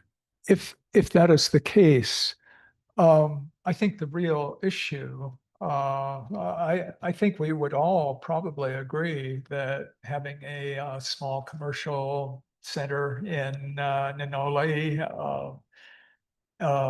gas station, convenience store, post office, whatever, would be a desirable thing. But now it becomes kind of more of a technical issue, whether we want to have just a rezoning of this area.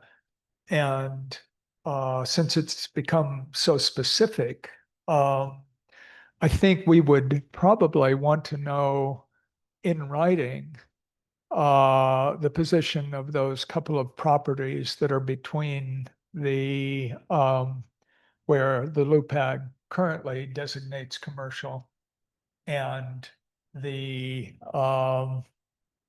residents or the properties that you are referring to.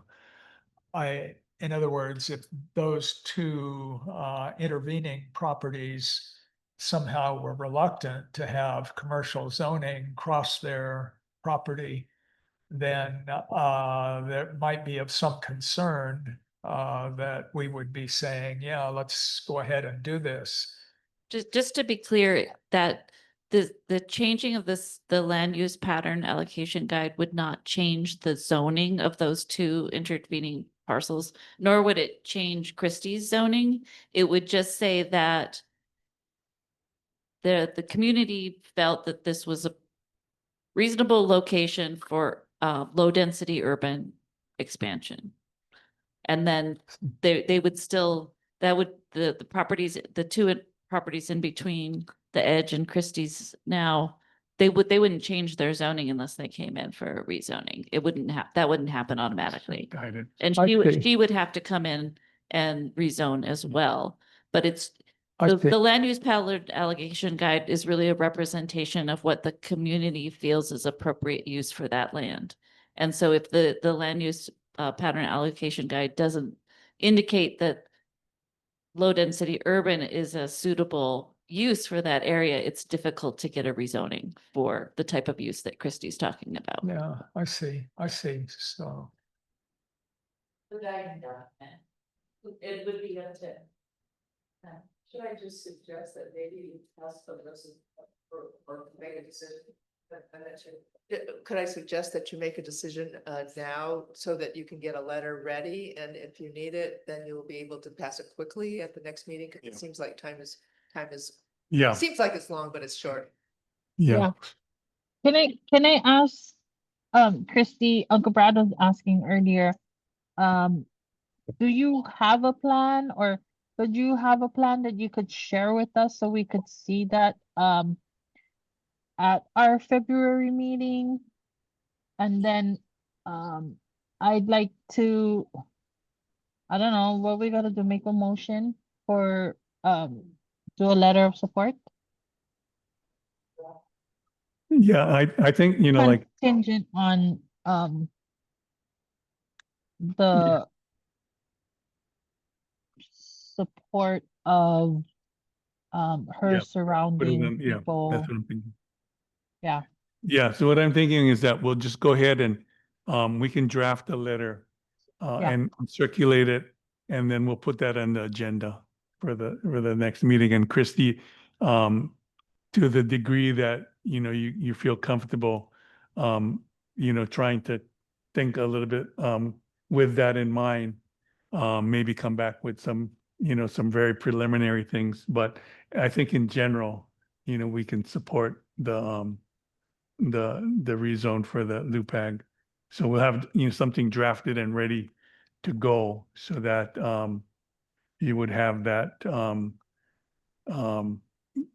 for the support with the GP amendments coming up. Great, thank you so much for that. Yes, and I'll work on some preliminary drawings and just so that you can have a picture of what this will look like once we get it changed and going. So thank you Right. so much.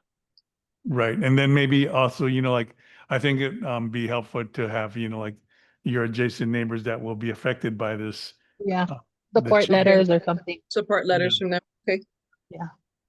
Because, yeah, taxes will go up. Brad, do you want to write that letter, or Mehalani, or who's going to write the letter?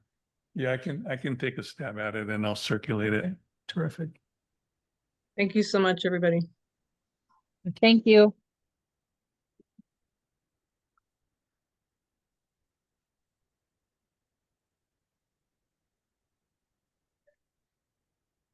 Okay, is it time to make a motion to end the meeting? Not yet, Okay.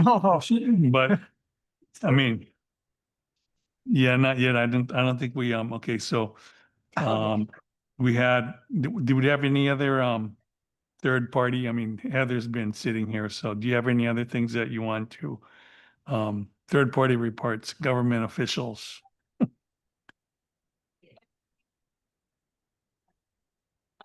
So two bills that are going through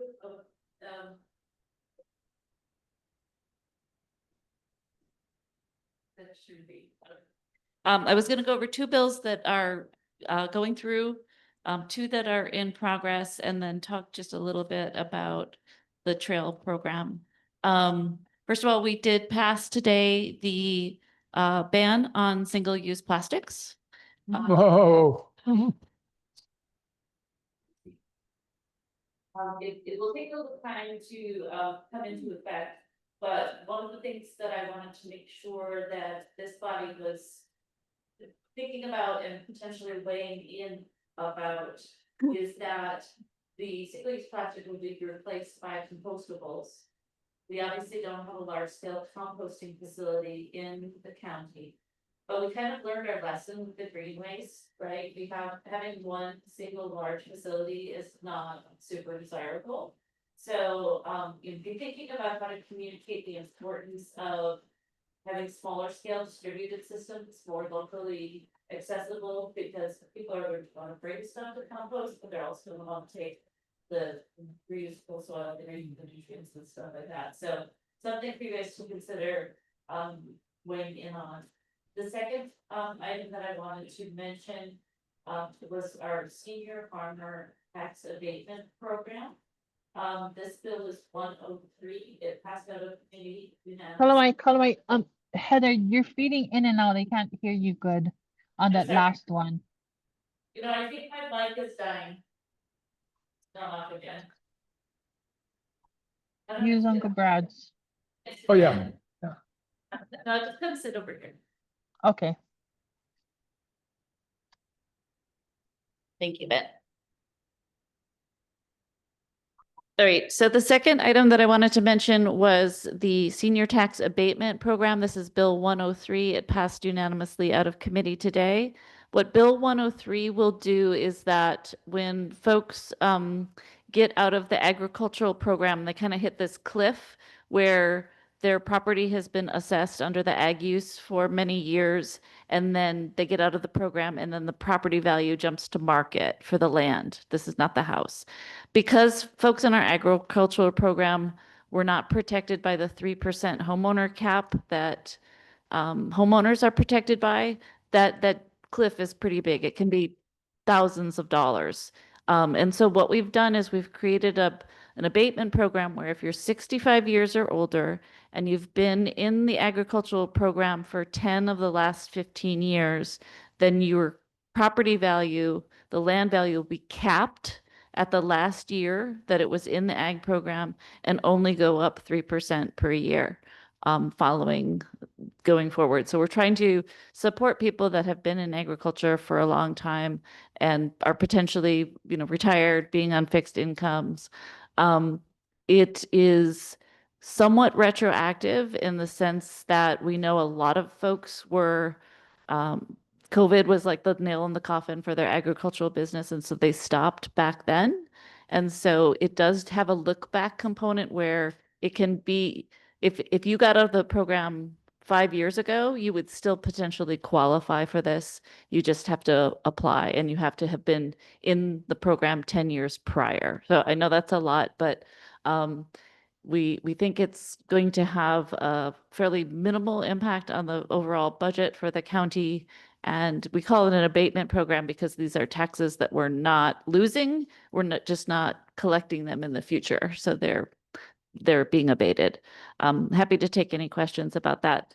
The two bills that I wanted to talk about, I have here. I'm going to pass these down. There should be 4 copies for each of you. Healani, you maybe already have this electronically. It's the Va'ipana bill. I think I sent it to you as part of the YPO's Valley Steering Committee. But this is a bill that initiated out of conversations with the YPO Valley Steering Committee, but that has come up under other circumstances. There's 4 or 5 pages, 4 different copies there. So what this bill proposes is that there be the possibility through the Cultural Resources Commission to designate an area as a Vahipana and create an overlay that works somewhat in partnership with the planning code, the zoning code. It wouldn't have the same force of law as it would be more of a guiding document. The purpose would be to have the Cultural Resources Commission go through a process of understanding the historical documentation, the mele, the oli for the space, come up with the kapu, the kanavai, develop protocols, and then identify sort of a management plan incorporating those protocols into the public interaction with the site. This is very early draft stages. I'm working on it with Councilmember Inaba, and I am providing it for you guys today because it is something that had come up in the Hāmākua CDP, and want to get basically your feedback on the language and just thoughts. I'm not sure whether or not the Cultural Resources Commission is the right place to have this undertaking take place, but so that's something to weigh in and Who's on the cultural resources? Who's on the Cultural People. Resource Commission? They're nominated by the mayor. I don't know if you have the list. Darty is our representative for District 1 on cultural resource. So they're appointed by district. Antikule, Desmond, Badua. Hamana, yeah. Yep. Right, Antikule Badua? Oh, Kekalani. Kekalani, yeah. Yeah. Okay.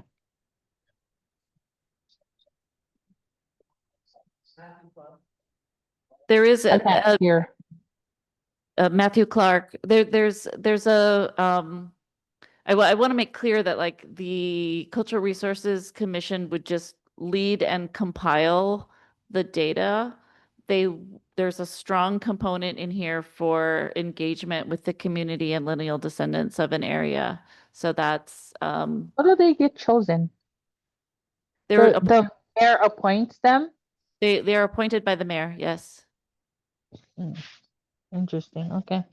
There you go, the list is on the screen now. Oh, gosh, glasses. I guess my one question, Heather. Yep. Is besides, sort of the culture historical type, expertise on the commission, is it do they have the technical framework? Because I guess, like having been involved with the Hāmākua CDP and then thinking about, and that's why I've been asking the planning department in terms of what regulatory or, frameworks are there to kind of embrace and embody, this management, because it's not just the cultural stuff, it's all the water management so that's both cultural, but it's also technical. Yeah. And so and then pulling the community aspect of bringing all the various parties, which has been always a challenge. Yeah. Is Yeah, Yeah. I don't think the commission does. I think that Yeah. they provide an entity that guides the process and shepherds it along. right. The bill does allow for them to work directly with research and development, which I think is the entity within the county that has that technical capability, or to also contract with a third party that could do that sort of work, because we're talking about some pretty significant review that does require multiple forms of technical expertise. You need this historian, you need the community outreach, you need the environmental, you need the water, Right. it would be, Right.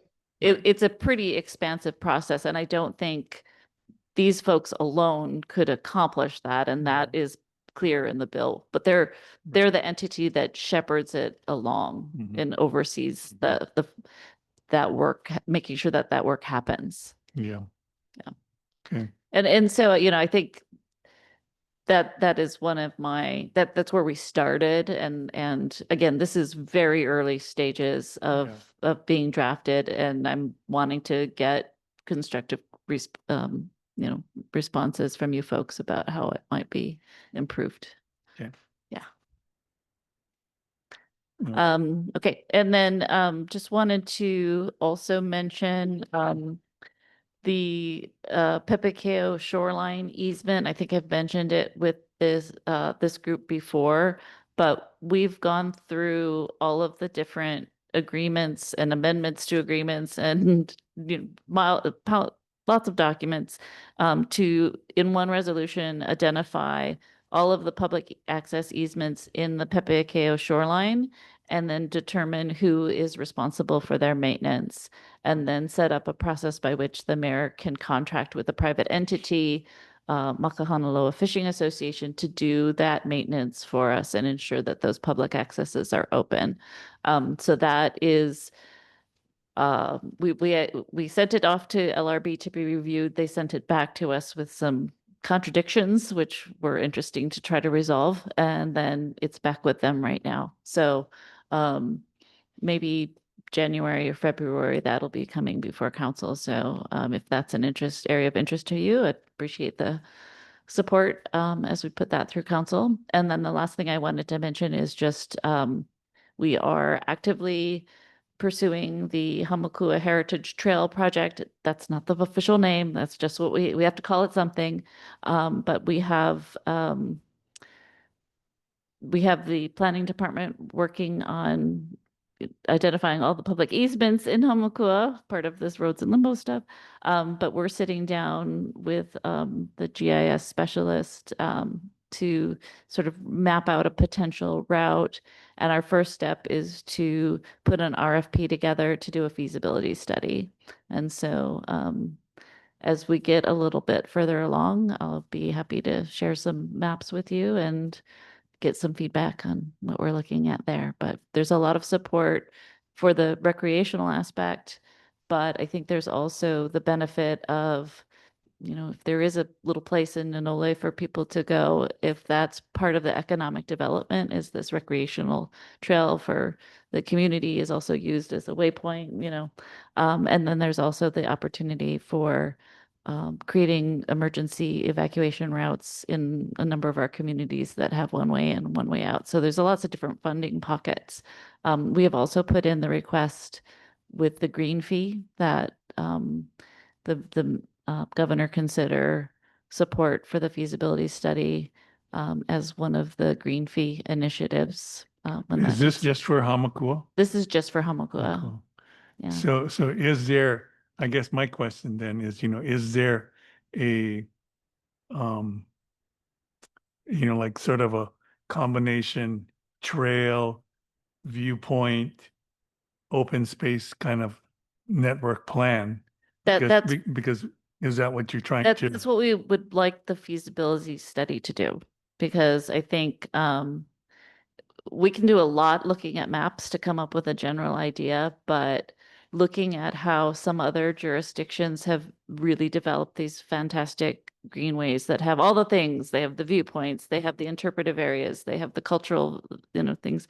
They've brought in professionals to do this. So Yeah. we're looking at some of the different proposals for requests for proposals that were put out by these other jurisdictions to create ours. And then the first step would be that feasibility study that would identify potential areas for development. But we have a lot that we can work with in terms of stuff that's already public access.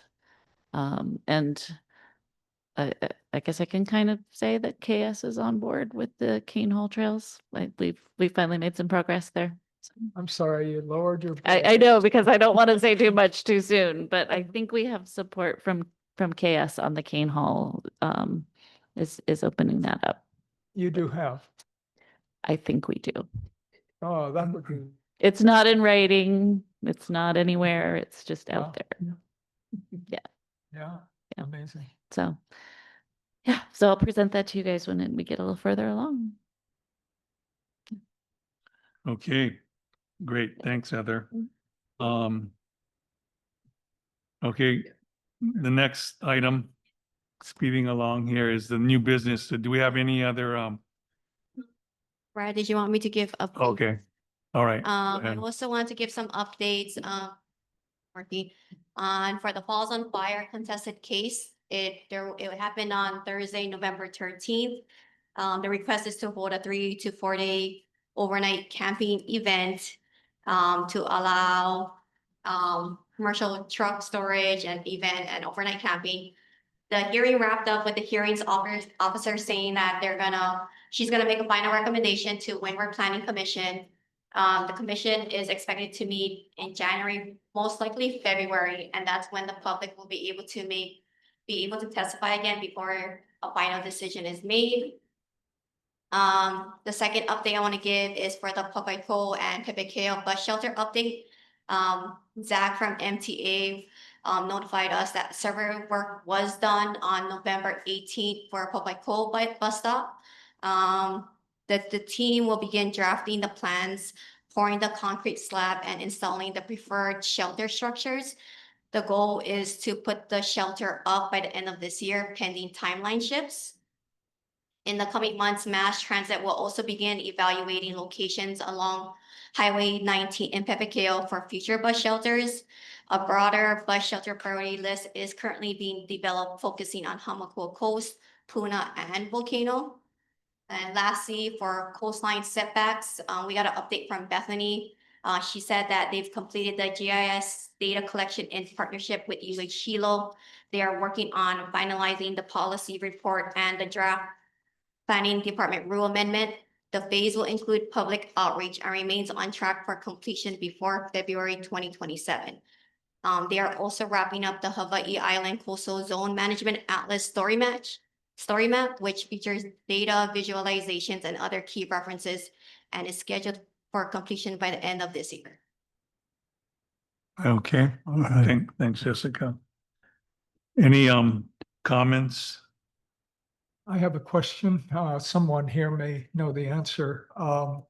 I believe that in the SMA area along the coast, where there is a cliff, there is a property setback of 40 feet.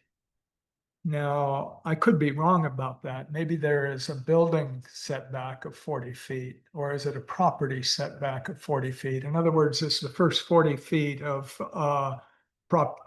land area on the side of the cliff, public property. Depends. What's that? It depends. Oh, Yeah. It depends. When certain actions were taken with respect to when certain laws were enacted. So I wouldn't say that there's a universal standard.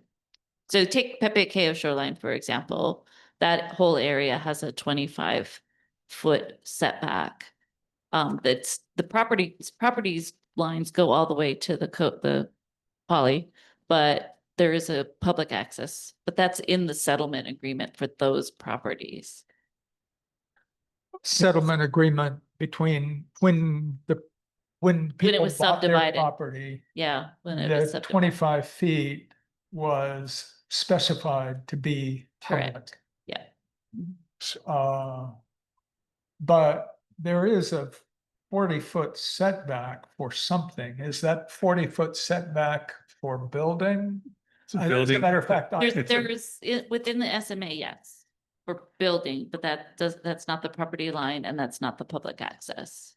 Public access 40 generally has, like from what is that, the high, from the high tide, and Hāmākua is primarily all poly. So Right. basically all the public access is down on the, like down the cliff, which is basically non-existent. Unless you want to go by a boat or you can get from those few points that we have that are accessible by pedestrians.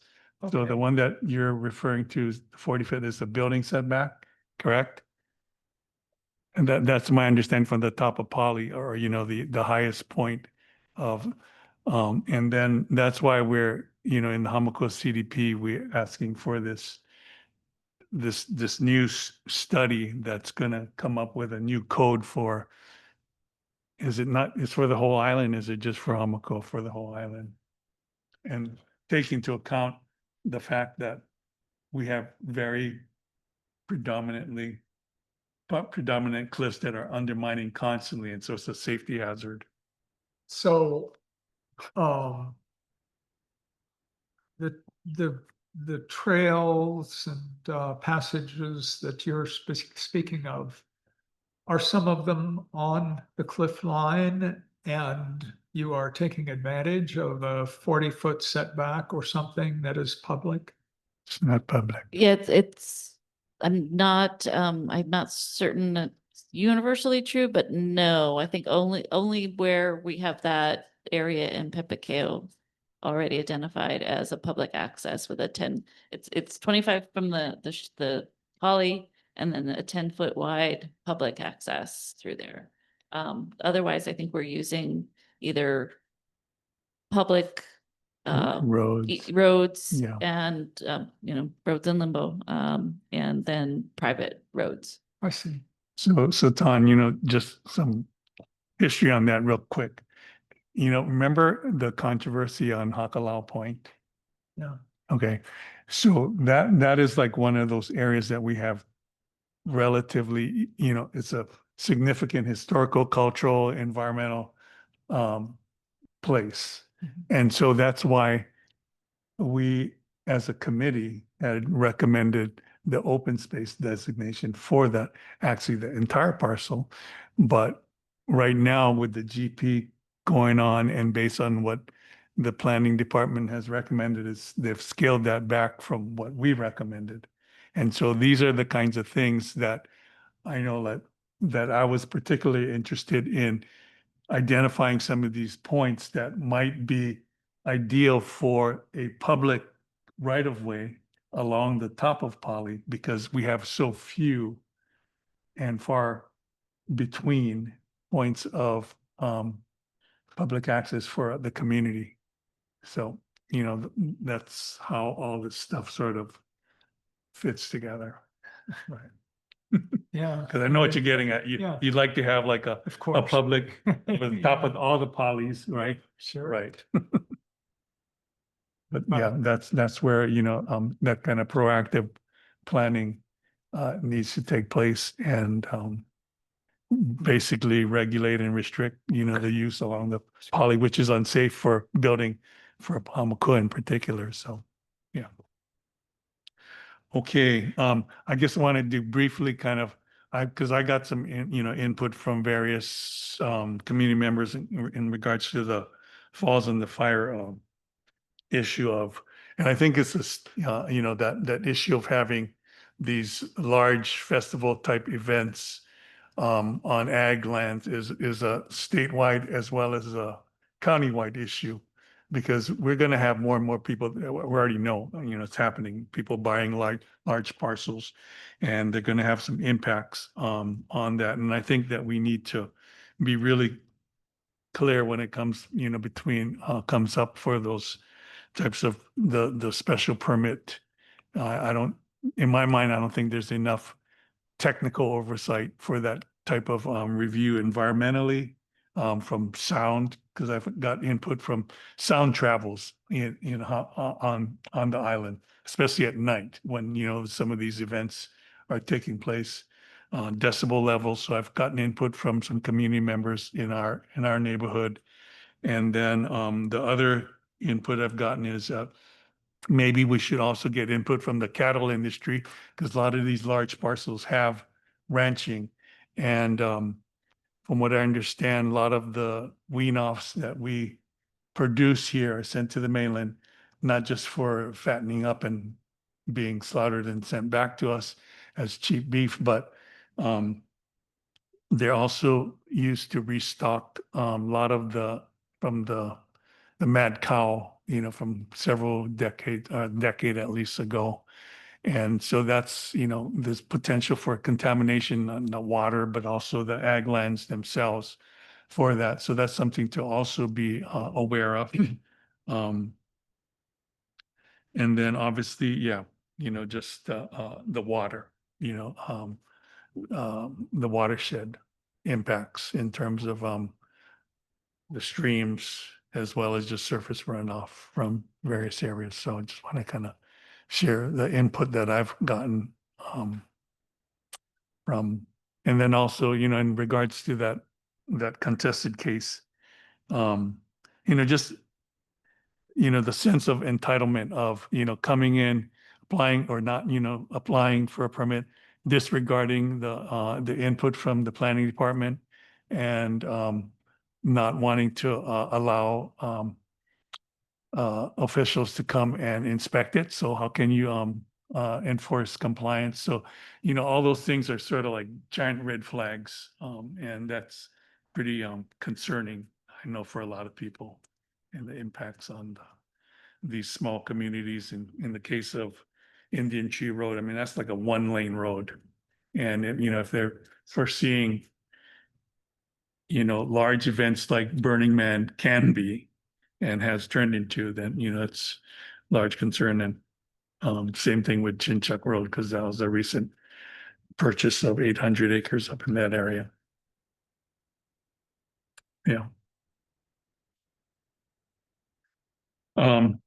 So because there's a contested case hearing, it's not at the planning commission right now. Right. But, so the whole point of the contested case hearing is the hearing officer hears, kind of gathers all the information and then provides their own recommendation. And depending on that, then I think a little of it should go back to planning commission, if depending on how it goes. So then the AC's role, I guess what I see right now is like, one, it's to be aware of what's happening, but if you wanted to provide testimony, or the only moment for public input at this moment that I see is if and when it goes back to planning commission, their request for a special permit, which is separate from their notices of violation situation. Right, so two separate things happening, and so if that's something that the committee wants to look into, then planning can provide their land use application, for the special permit, and then the director's reports, and recommendations that have been drafted. Sent out. So right now it's just a special permit contested case. My understanding, Provided. yeah, they went in for a special permit, and then the individuals got standing for a contested case here, contested case hearing. And so then that's where they're at right now. They're going through that process. And that process isn't complete yet, so we don't know what the conclusion of that. What is the timing for the hearing to come back and then seeing what's I think what just next steps? said is, When we're planning commission.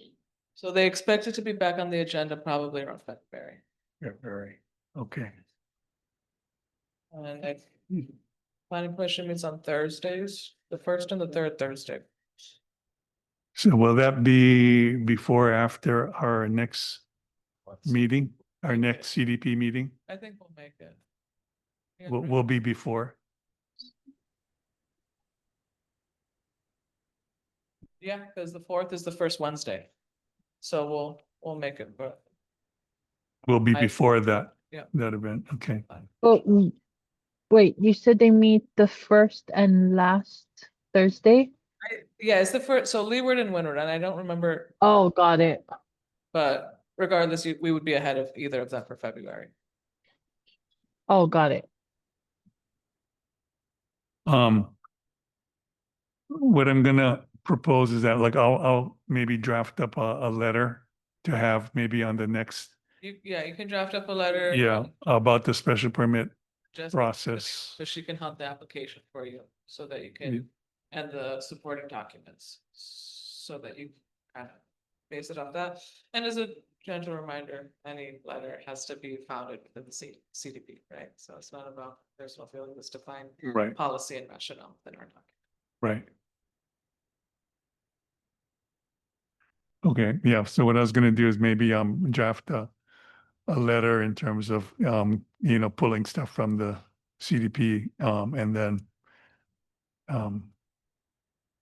and then we can discuss that at the next agenda. Okay, so that's a good segue into are there any other announcements or things that people wanted to? Yeah, I have something to say about the meeting we have here. We only have few audience we have from this community. I believe that we should put more words for these people so they can come and join us and put their feedback to what they have in mind. To me, this is not, we only have few couple here, plus our friend here. So I don't know how, this is not really a totally good meeting for all this community. We should be interact with these people, with this community, not just us.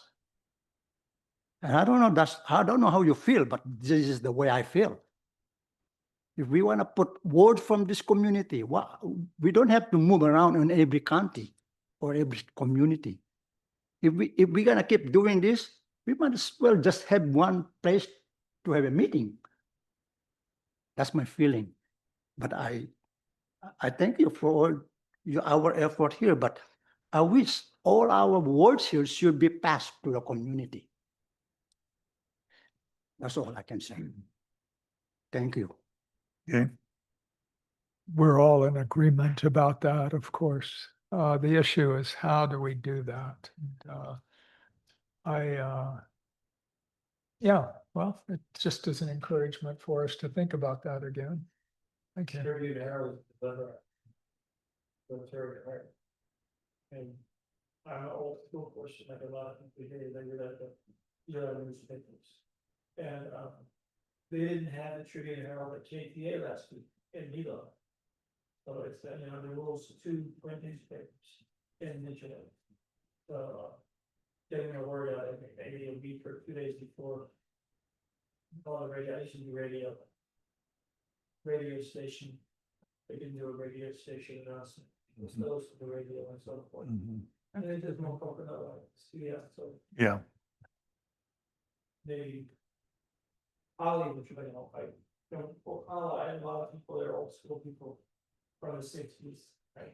Yeah. 50s, good friends, and I think they would love to hear about these meetings. Yeah, I And do, our I agree. audience. Yeah, I I agree. mean, but that's, We got plenty of time. A lot of time to let these people know what we're gonna do.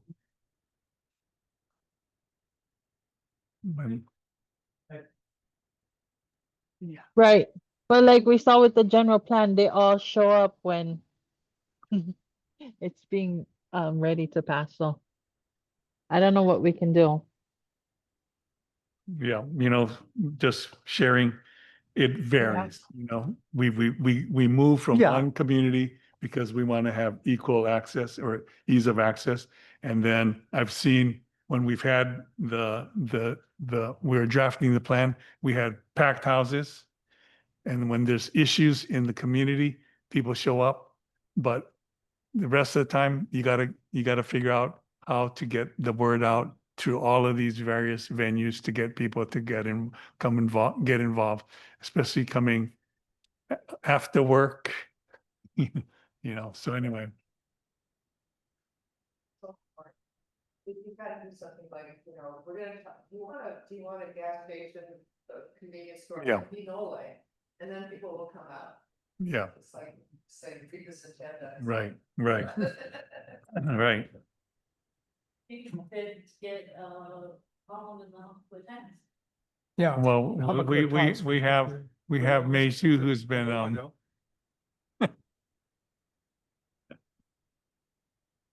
She's our groupie. Yeah.